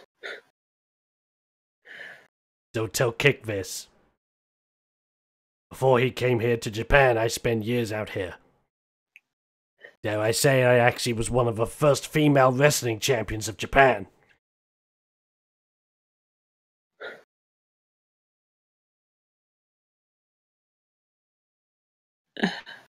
Wow.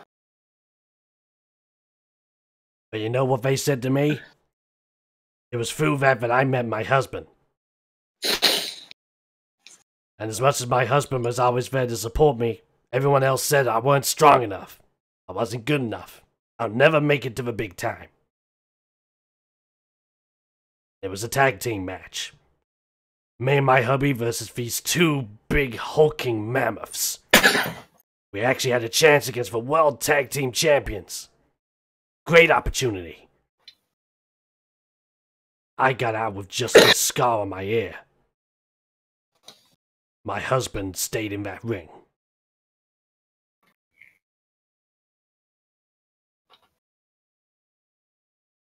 I'm sorry. It's at that moment in time she strikes you with the spoon again and just goes, "Sorry's for losers." My husband died what he loved doing. He loved one thing more than me, and that was fighting. Wrestling. Proving he was the best. He died doing what he loved. And I respected him for that. I didn't retire because of his death. I retired because I knew I couldn't be as strong as he was. But I realized I was always as strong as he was. I just didn't realize it until it was too late. Now look at me. I'm an angry old lady and I own my own cafe in the middle of nowhere. In Japan.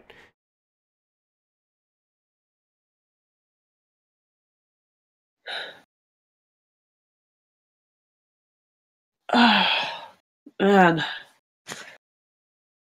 I have to say, you are one badass grandma.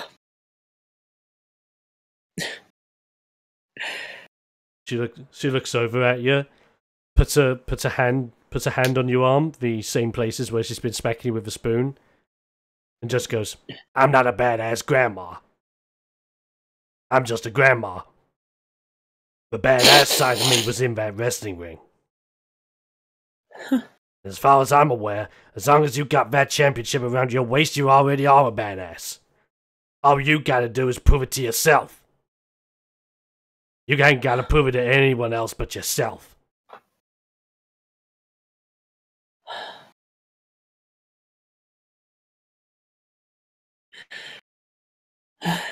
Thank you. I really appreciate you coming out here and smacking some sense into me with your spoon. You kidding me? I wasn't trying to smack sense into you. I was trying to shut you up. People are trying to sleep tonight.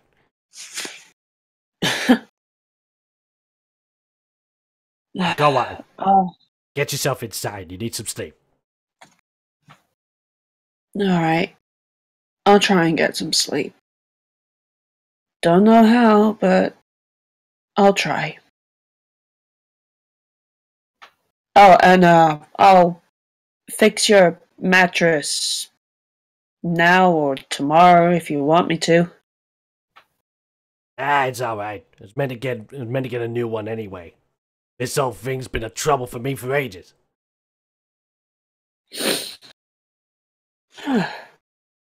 Well then. Alright. You mind if I have something like a drink or something before I settle down? Nothing alcoholic, mind you. I don't like that shit.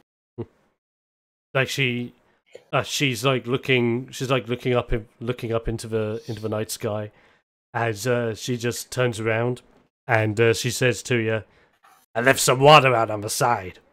Have some of that before you go up." That'll do. That'll do me. Thank you. She doesn't seem to say anything back to you as she's just entranced looking up into the stars. You come back into the house, you see the glass of water and take a swig of it. And as you do, you like tilt your head back in order to take the drink of water, and then in your eyesight you notice something hanging up on the wall. And what's hanging up on the wall is a picture of her and her husband, both Fuzzy Loplins. And you notice something that obviously Kickflip hasn't noticed yet. In their picture, over their shoulders, they're holding a pair of tag team championships.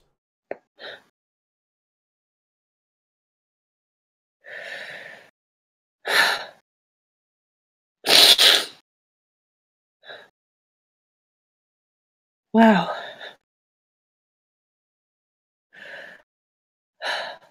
Yes, with that done, Yeah. it's Yeah. bedtime. Everybody is sleepy. Emotions bending down.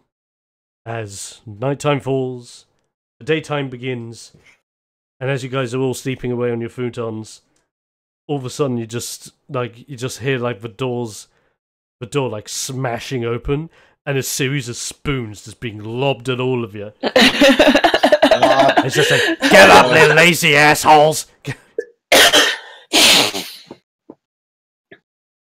There's a guy downstairs waiting for you. He's been waiting for you for at least the last hour. Come on. I can't keep feeding him or else I'm gonna be losing stock. You didn't wake us up? It's not my job to wake you up. I don't get paid enough to wake people up. Yeah, Lavanya just lets out a small little laugh before sort of like getting up, getting ready, going downstairs and all that jazz. Okay, so are you both getting up, or is it just yourself? Okay, so all three of you get up, like Kickflip being a little bit annoyed because it's like, Grandma. That's not how you become a good enough wrestler.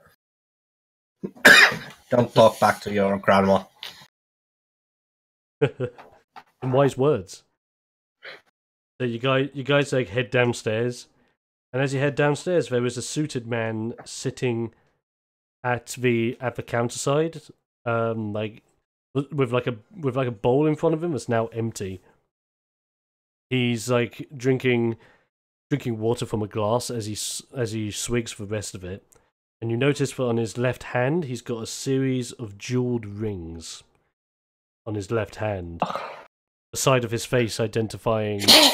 You can tell from the side of his face that he is elven and does have a tattoo over his eye, like a crescent moon going over his left-hand eye. And as you're coming down the stairs, he puts a glass down and just goes, "It is about time you woke up." So what is your business here? I understand that you have arrested us brought here by the WWO. Yes. And Hello. I believe you are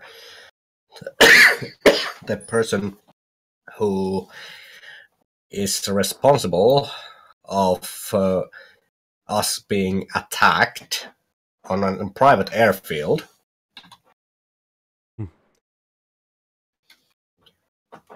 I'm afraid you are wrong. I had nothing to do about that attack. However, Then I you did know have- that attack was going to happen. And why didn't you stop it? Because if I was to stop it, I would lose what credibility I have inside of a Yakuza. Eh, Didn't your mother tell you that playing with Yakuza is a dangerous game? That would be the case if it wasn't my job. He stands up from his stool, his right hand being kept inside of his pocket, as his left hand with the jeweled rings stays out on the outside. He lifts it up and puts it out for a handshake. As he introduces himself. You can just call me Ishinori. I'm the informant inside of a Yakuza. And also one of Sean Leaf Meyer's right-hand men. Show me your other hand. He lowers his left hand reluctantly as he's giving you a look, as he's like giving you a sly look, but realizes the only way to convince you that he is legit is to show you his hand. Yes. He goes to gesture to take his hand out of his pocket. As you don't see a hand, you see an amputee claw. Okay. Forgive me for not being honest about my other hand. It doesn't quite work during introductions. It is not that. It's just the issues of the honor code that you need to show both of your hands that you aren't carrying weapons. A smart man. But in Japan, the Yakuza runs everything. We run by our Yes. own rules out here. Especially Yes. when it came to my hand. I guess you could say I broke the rules. But as a response, I had to be punished. Yes. So, what brings you here? I'm guessing since you know Leafmeyer, you have news about the upcoming events or anything about Eric. I do indeed. I am to deliver this. He takes his good hand, puts it into his pocket, and takes out an envelope and sticks it out for you guys.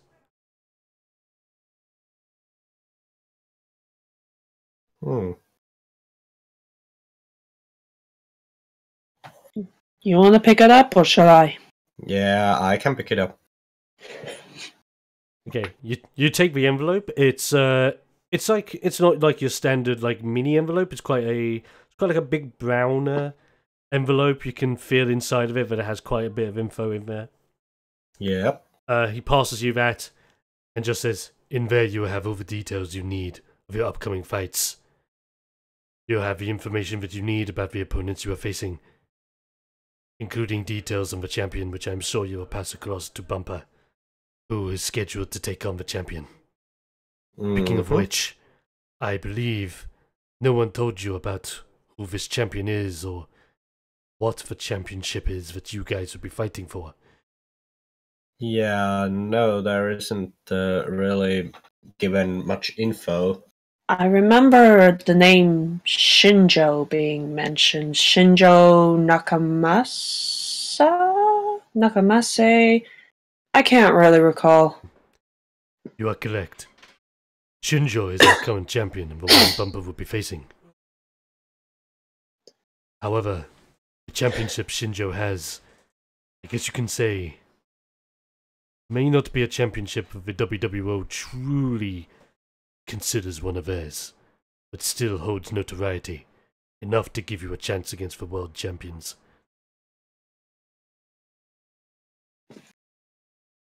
Well, I'm sure Bumper can charm their way to his heart and maybe give him an action figure as a gift if he backs down.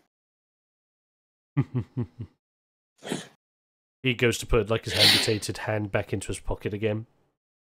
As with his left hand he gestures out with it and just goes, "It'd be interesting to see if her skills truly work. You will not be fighting in a stadium like you have been up to this point. You will be fighting like how the Yakuza fight. Doing how we do. I hope some of you are ready for a true experience. Have any of you fought in the underground circuits?" Maybe sometime. Think I only ever fall above ground, but there we go. He makes like a jokey smirk as if to think about the overground joke. As he looks towards you guys and just goes, "If you are inexperienced in underground combat, I heavily suggest that you take heed, this young gentleman." And he points his finger over to Kickflip, who's just like pointing to himself as if to go, "Me, dude? Like I haven't even been wrestling for long, man. I mean, I'm looking into it, but I haven't exactly started doing anything yet." and as he points towards Kickflip, he just goes, "There's a reason as to why Sean has given you to this boy. This boy, although he is young, shows the extreme mentality necessary for the underground. Take heed, as this young man, with his ideals and his way of fighting, might be your real way of victory."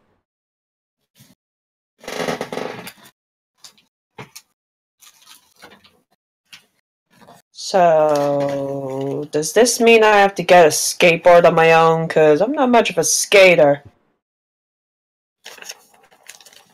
That won't be necessary. The underground has a very large series of weaponry that is used both in and out of fighting. But I warn you, the underground circuit you will be participating in is actively watched by the Yakuza and the many dons of the Yakuza themselves. If any of you get any ideas of trying to go against the rules, the Yakuza are known to kill anyone they do not think obeys.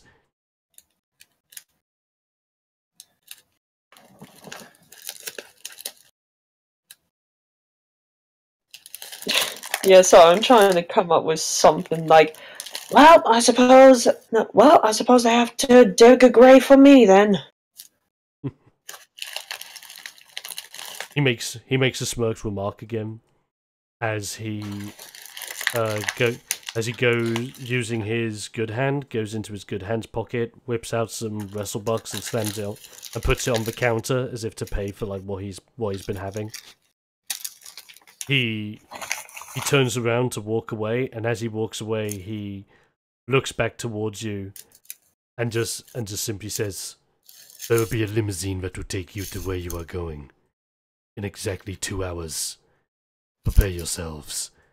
I will not be much help once you enter the underground." Well, thank you. Thank you. He opens the door, and before leaving, he says, "You can thank me if you survive. Can't make any promises, but if you're as good as what Leafmeyer says you are, I look forward to seeing your victories." He walks out the door and closes the door behind him. I was going to say, well, grab yourself a seat and a bucket of popcorn, because you'll be seeing more of us. Yes. Indeed, like Kickflip at this moment in time is just like looking at his own hands, just thinking to himself, "Dudes, like, am I super talented without even knowing?"